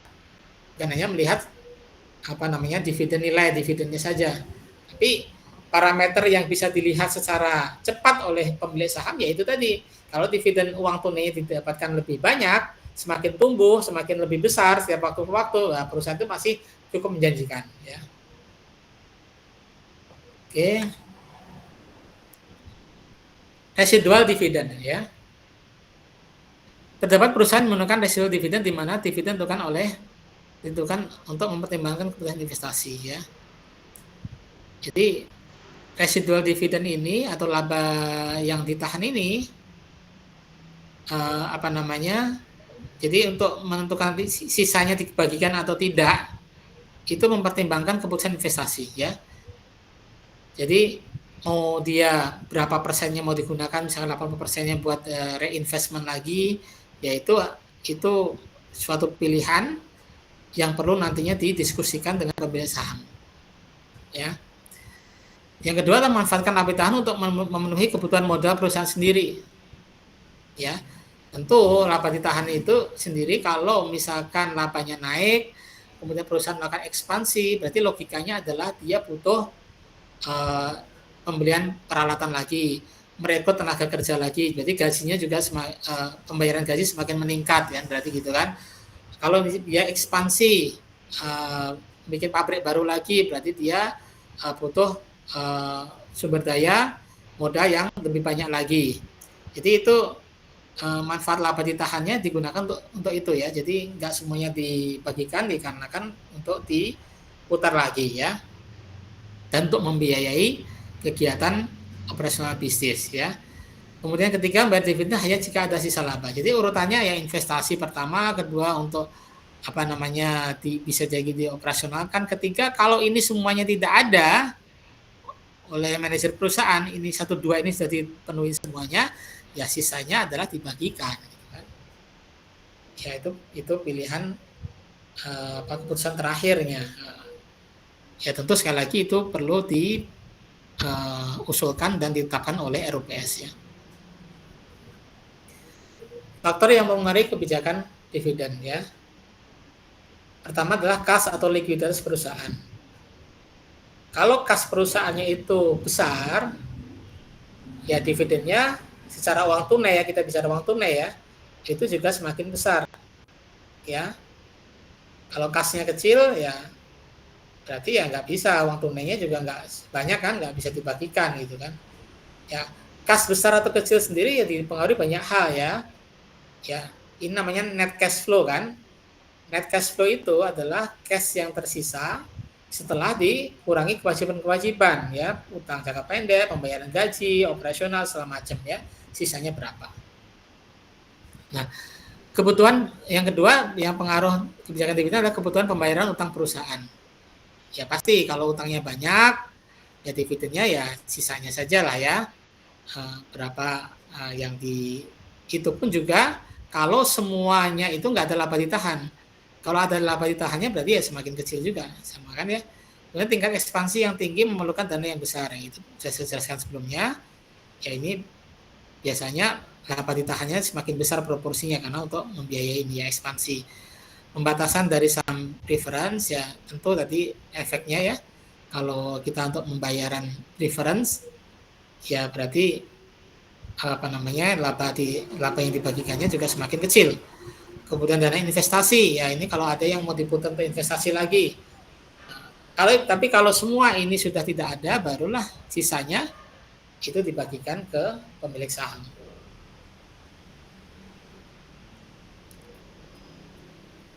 Oke, stock split, ya, pemecahan saham. Nah, kadang-kala perusahaan itu juga melakukan pemecahan saham, ya. Jadi contohnya perusahaan, ya, PT Sentosa, ya, awalnya itu 1.000 per lembar, dipecah menjadi 2 lembar per saham, jadi 500 per lembar. Oke, misalkan di sini, ya, sebelum pemecahan, ya, 1.000, ya tadi 1.000 per lembar kalikan 400.000 lembar, ya, sehingga totalnya adalah 400.000, ya.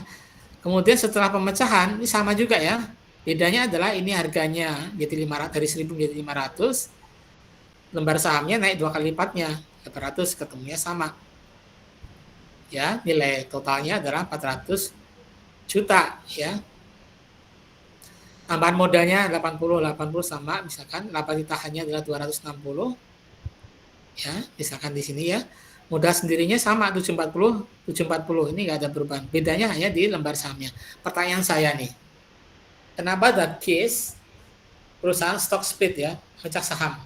Yang tadinya 1000 kenapa cuma 500? Bisa ada yang jawab satu orang?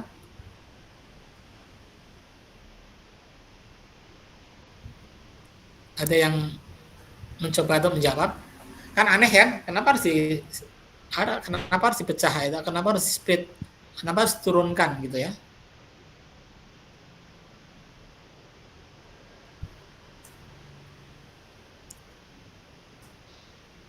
Ada yang mau mencoba?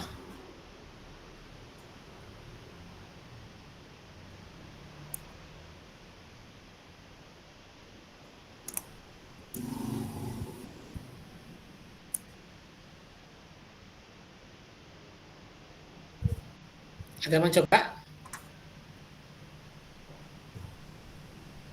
Silakan.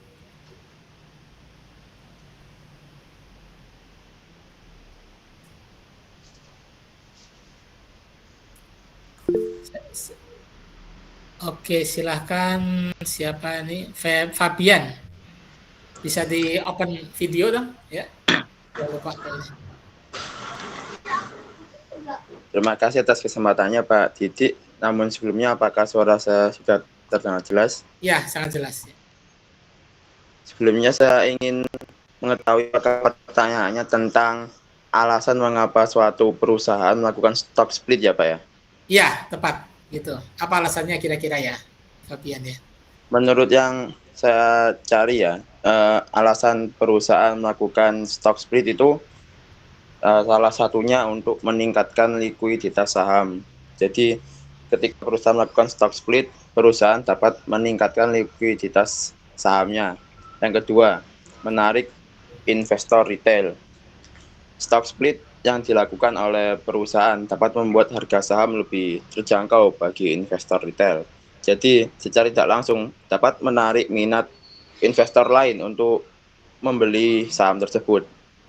Lalu yang ketiga, tentang persepsi positif. Jadi stock split yang dilakukan perusahaan dapat menciptakan kesan positif untuk investor dan pasar umumnya. Seperti itu, Pak. Oke, Fabian. Ya, saya kira sudah cukup lengkap sekali ya yang disampaikan Fabian. Terima kasih. Jadi itu betul sekali ya. Stock split ini memang salah satu strategi oleh perusahaan ya. Bisa jadi lembar sahamnya tadi sudah cukup tinggi ya. Kalau 1000 cukup tinggi, sehingga dia pecah aja 500 per lembar supaya apa? Supaya memberikan nilai yang cukup kompetitif. Kemudian bisa dijual kepada retail, ini benar juga. Retail termasuk ya kita orang perorangan segala macam ya. Kita bisa membeli saham ya. Jadi nggak perlu kalau misalkan harganya masih 1000 kan bayangin saja itu. Kita kalau minimal pemberian lembar sahamnya misalkan 1000 misalkan ya, 1 juta misalkan ya, contohnya ya. Nah, itu kalau misalkan 500 kan cuma separuhnya saja. Jadi retail ya semua orang-orang yang tadinya nggak punya dana yang cukup besar, ya itu bisa berkontribusi juga, bisa ikut juga untuk pendanaan ya lewat saham. Ya, jadi ini sekali lagi strategi yang dimiliki oleh perusahaan. Ya, bagi pemilik saham ya sah-sah saja nggak masalah selama ya nilainya nggak berubah kan 400 juta semua ini nggak ada perubahan ya. Oke. Nah ini ya, ini yang saya bilang tadi pada optimal price range ya, ini ya. Ya pemecahan saham ke nilai nominal lebih kecil membuat jumlah saham yang beredar bertambah pasti ya tadi ya. Nah berikutnya stock repurchase ya. Jadi pembelian saham kembali. Jadi perusahaan itu bisa membeli saham lagi pada pemegang saham. Ya, jadi pemegang saham menjual kembali sahamnya kepada perusahaan sehingga dia beli ya. Nah, itu apa namanya repurchase, bisa dijual. Jadi kepemilikan kalau si pemilik usaha tadi ingin punya kepemilikan lebih lagi, ya dia membeli kembali, ya tentu dengan harga yang terakhir tuh, ya. Bukan harga pas jual pada saat awal, ya. Jadi pada saat capital marketnya itu berapa, ya sudah, dia harus mau nggak mau harus beli pada saat itu. Tapi bisa juga itu terjadi gitu ya, kalau merasa bahwa pemilik perusahaan ke depannya ini masih sangat menguntungkan nih, ya sudah dibeli lagi. Dan itu banyak terjadi, beberapa bisnis ya pemilik perusahaannya membeli lagi. Nah, dengan repurchase saham, maka saham yang beredar menjadi lebih sedikit sehingga EPS dividen per lembarnya meningkat ya. Ingat ya, EPS tadi, earning per share tadi, rumusnya adalah yang dividen yang dibagikan dibagi dengan jumlah lembar saham. Kalau jumlah lembar sahamnya semakin sedikit, karena pembilangnya adalah dividen, penyebutnya adalah jumlah lembar saham. Kalau lembar sahamnya itu lebih sedikit, maka earning per share-nya juga meningkat kan gitu kan. Nah, terdapat dua metode repurchase saham, self tender offer dan open market purchase ya. Self tender ini ya berarti secara internal ya, memberikan tender, oke, saya akan beli saham dengan harga sekian, siapa yang mau melepas gitu kan, itu tender ya. Biasanya pada internal yang pemilik saham sekarang. Tapi bisa juga open market ya. Open market ya berarti bisa beli dari pasaran ya, yang katakanlah kita bisa berkontribusi ya di pasaran kan. Jadi dari sekian ratusan ribu pemilik saham katakanlah ya open market saja di ini semua. Kalau yang self tender tadi hanya pendekatan pada orang per orang gitu ya. Jadi terbatas ya. Mungkin pada yang kontributornya paling gede dia mendekati segala macam. Tapi kalau open market ya semua dia umumkan secara terbuka. Ya saya akan beli lagi dengan nilai saham dengan harga sekian, siapa yang mau melepas itu kan. Ya, jadi itu stock repurchase. Sehingga kalau misalkan nantinya saham ini akan dibeli lagi dengan jumlah yang cukup besar, itu membuat kepemilikan perusahaan itu menjadi kembali lagi gitu ya.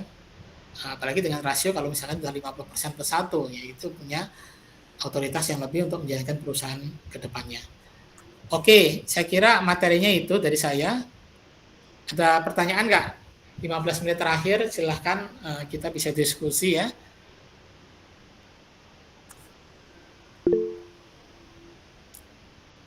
Ya, silahkan kalau ada yang mau ditanyakan.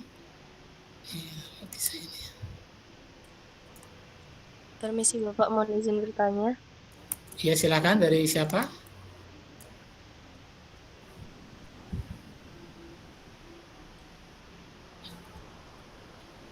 Dari siapa ya? Saya nggak bisa lihat ya namanya. Perkenalkan, nama saya Elizabeth Natali Joy Andriani, Pak. Apakah suara saya terdengar dengan jelas? Terdengar. Bisa open video kah? Boleh, minta tolong? Mohon maaf Bapak, jaringan saya lumayan jelek, jadi dari tadi putus-putus. Oke. Ya, jadi saya mau tanya Bapak. Ya.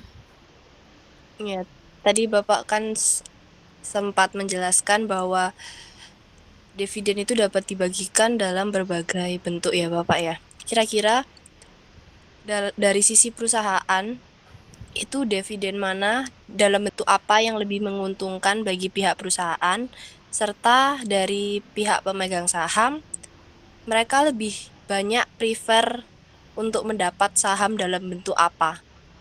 Apakah pertanyaan saya jelas Bapak? Mohon maaf. Ya, namanya siapa tadi? Mohon maaf, aku nggak lihat ininya ya. Siapa namanya? Mohon maaf, namanya siapa? Elizabeth. Elizabeth. Oke. Kalau saya tangkap ya, iya, koreksi Bapak. Saya kalau misalnya ada misleading. Jadi dari sisi perusahaan, dividen mana yang paling menguntungkan? Dari segi pemilik saham mana yang paling menguntungkan gitu ya, intinya ya? Iya, betul Bapak. Betul ya. Oke, saya singkatnya gitu ya. Oke. Good question. Jadi kalau dari sisi pemilik perusahaan, ya saham yang paling menguntungkan itu dibagikan dalam bentuk apa? Ya pasti dibagikan dalam bentuk saham ya, saham. Kalau si perusahaan tersebut dengan term and condition ya, perusahaan tersebut ingin mengekspansi bisnisnya lagi, ya. Karena apa? Kalau dengan saham itu tadi tingkat resiko kan ditanggung bersama, tingkat keuntungan ditanggung bersama, sehingga si pemilik perusahaan tadi, penjalan perusahaan tadi itu tidak perlu menarik dana yang lebih lagi dari masyarakat gitu ya, dari utang ke bank lagi, dari katakanlah dari pembiayaan yang lain lagi, sehingga iming-iming itu yang diberikan adalah diberikan saham lagi ya. Kalau bisa malah dari sisi pemilik penjalan perusahaan ya, manajer perusahaan itu dividennya sampai 0 ya. Syukur-syukur pemilik sahamnya mau capital gain saja ya, iming-iming capital gain. Jadi prioritas pertama adalah prioritasnya atau urutan paling atas adalah dividennya kalau bisa 0 ya, supaya apa? Supaya dipakai seluruhnya dan iming-imingnya hanya capital gain saja. Step kedua adalah di bagian saham ya, di bagian saham. Jadi mau nggak mau perusahaan menerbitkan saham lagi ya, saham lagi dengan katakanlah ya lembar sahamnya yang dimiliki oleh pemegang saham juga lebih banyak, tapi kekurangannya adalah ya sahamnya lama-lama perusahaan akan habis dong, itu kan terbatas sahamnya kan ya, lama-lama akan habis, artinya apa? Tingkat kepemilikan perusahaan ini sendiri lama-lama juga akan hilang gitu kan, jangan-jangan bisa diambil alih oleh pemilik saham, itu harus hati-hati juga ya. Tingkatan kedua, tingkatan ketiga ya janji utang tadi, kalau boleh diundur-undurkan kan. Nanti ya jangan di Januari, mau enggak nih di bulan Agustus saja ya, dengan tambahan sekian-sekian nih, pasti ada iming-imingnya dong. Kalau nggak ada tambahan-tambahan ya pasti nggak mau gitu kan si pemilik sahamnya ya. Itu cara untuk supaya dana yang ada itu bisa dioptimalkan untuk mengembangkan bisnis ya, tapi itu juga perlu persetujuan oleh pemilik saham ya, nggak bisa juga gitu kan sepihak, dua pihak. Maka itu tarik ulur atau negosiasi itu penting pada saat RUPS ya. Seperti apa? Biasanya pada saat RUPS itu CEO-nya menjelaskan semeyakinkan mungkin usahanya akan seperti ini, setahun ke depan seperti apa, 2 tahun, 3 tahun, sehingga di dalam benak si pemilik sahamnya, oke, ini sahamnya masih aman kok ditanam di sini, toh nggak apa-apa nih, capital gain-nya dapat terus gitu kan, nggak dibagi sahamnya nggak apa-apa. Suatu saat pun kalau dia menjual saham, kan si pemilik saham ini bisa menjual saham kan, jual sahamnya kan bisa bebas juga. Kalau capital gain katakanlah dia jual saham ke open market, siapa yang bisa mau membeli nggak apa-apa juga. Jadi dividen ini sendiri kalaupun nggak dapat sekarang, dia jual sahamnya kemudian hari juga dapat juga, selama ya itu tadi nilainya naik kan. Kalau nilainya naik ya dia akan jual, kalau nilainya turun ya berarti rugi kan gitu kan. Nah itu dari sisi yang menjalankan usahanya ya, manajer perusahaan. Tapi kalau ditanya dari sisi pemilik saham, dividen yang paling menguntungkan adalah dalam bentuk uang tunai pasti ya, karena namanya juga ini ya usaha ya, dia kan usaha kan, istilahnya menanam investment itu kan usaha untuk mendapatkan return yang lebih tinggi daripada dia nggak apa-apain uangnya disimpan di bank segala macam. Usaha juga dia nggak tahu, maka dia mengusahakan dengan cara titip modal sebenarnya kan, titip modal kepada perusahaan, tolong jalankan ini bagi hasil yang banyak ya gitu, seperti itu. Nah tentu yang paling diinginkan oleh pemilik saham adalah uang tunai ya, uang tunai. Tapi bukan berarti uang tunai ini menjadi suatu, sekali lagi ya harus hati-hati juga pemilik saham melihatnya. Bisa jadi perusahaan bagian uang tunai yang banyak ya, tetapi capital gain-nya itu seret gitu ya. Jadi naiknya cuma 2%, 3% gitu kan. Itu kayaknya nggak menjanjikan nih. Ya sudahlah, kalau seperti ini bisa jadi perusahaan hanya ingin memberikan kesan kepada pemilik saham bahwa perusahaannya berjalan dengan baik, lancar, supaya asetnya itu jangan diambil gitu kan. Sahamnya itu jangan diambil gitu kan. Nah, maka bagi pemilik saham juga fundamental daripada saham itu sendiri harus tahu gitu ya, apakah betul-betul fundamentalnya kuat atau tidak. Fundamental kuat itu ada dua parameternya. Parameter pertama adalah dari segi keuntungan pasti ya, dari segi keuntungan. Kalau dia laba, perusahaan laba, berarti dia perusahaan itu menjaga bisnis dengan baik. Ya. Yang kedua adalah dari segi growth.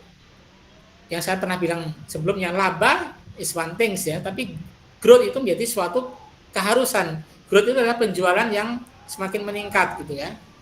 Karena kalau cuma labanya tetap, labanya naik tapi penjualannya sama, itu sebenarnya perusahaan itu nggak growth sebenarnya. Ya dua parameter, maka lihatlah di laporan keuangan biasanya kan terlihat ya, CAGR ya, CAGR itu atau capital growth itu. Yang kedua adalah dari segi EBIT, bisa jadi EBIT atau net profit atau segala macam lah, parameternya kan banyak, atau EBITDA, yaitu banyaknya. Nanti dilihat dari situ fundamentalnya. Kalau kedua hal itu baik, yang tadinya cuma dividen, yang kalau dua itu baik ya, soal dividen ataukah soal apa namanya nggak dibagi pakai lembar saham atau segala macam, itu hanya pelengkap saja ya, kantong kanan kantong kiri lah. Syukur-syukur dividennya bagus, capital gain-nya naik, yaitu suatu yang kita ingin dapatkan gitu ya. Ya selama parameter yang saya bilang tadi, dari segi profitability-nya bagus, dari segi growth perusahaannya juga bagus. Itu sih dari saya ya, Elizabeth ya. Kalau ada yang kurang jelas lagi silahkan, atau cukup clear? Sudah cukup clear Bapak, terima kasih banyak atas penjelasannya. Oke, sekitar 2 menit lagi ya Mas Roja ya. Satu pertanyaan dong, kalau di luar konteks ini nggak apa-apa, misalkan di perusahaan seperti apa pelaksanaan, misalkan ya budgeting atau apapun, saya akan jawab ya, forecasting atau apa gitu ya.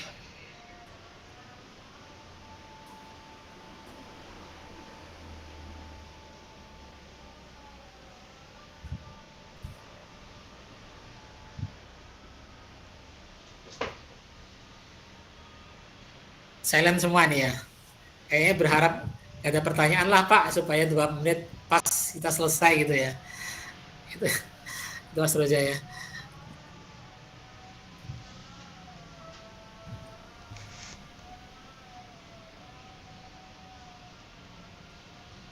Nggak ada nih, kosong nih, yakin.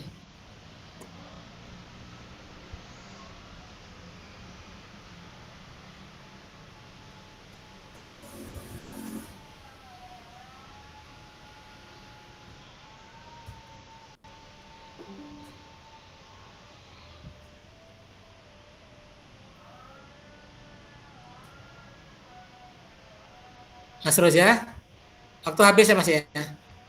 Tinggal 1 menit ya? Iya Bapak. Oke.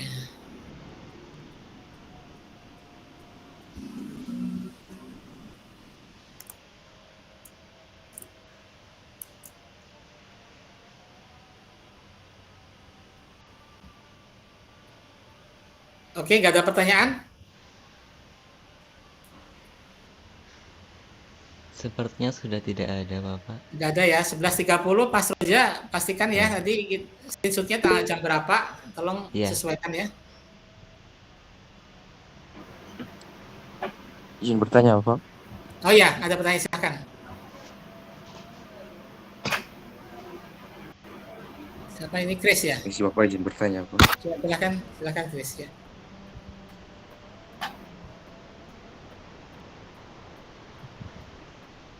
Halo?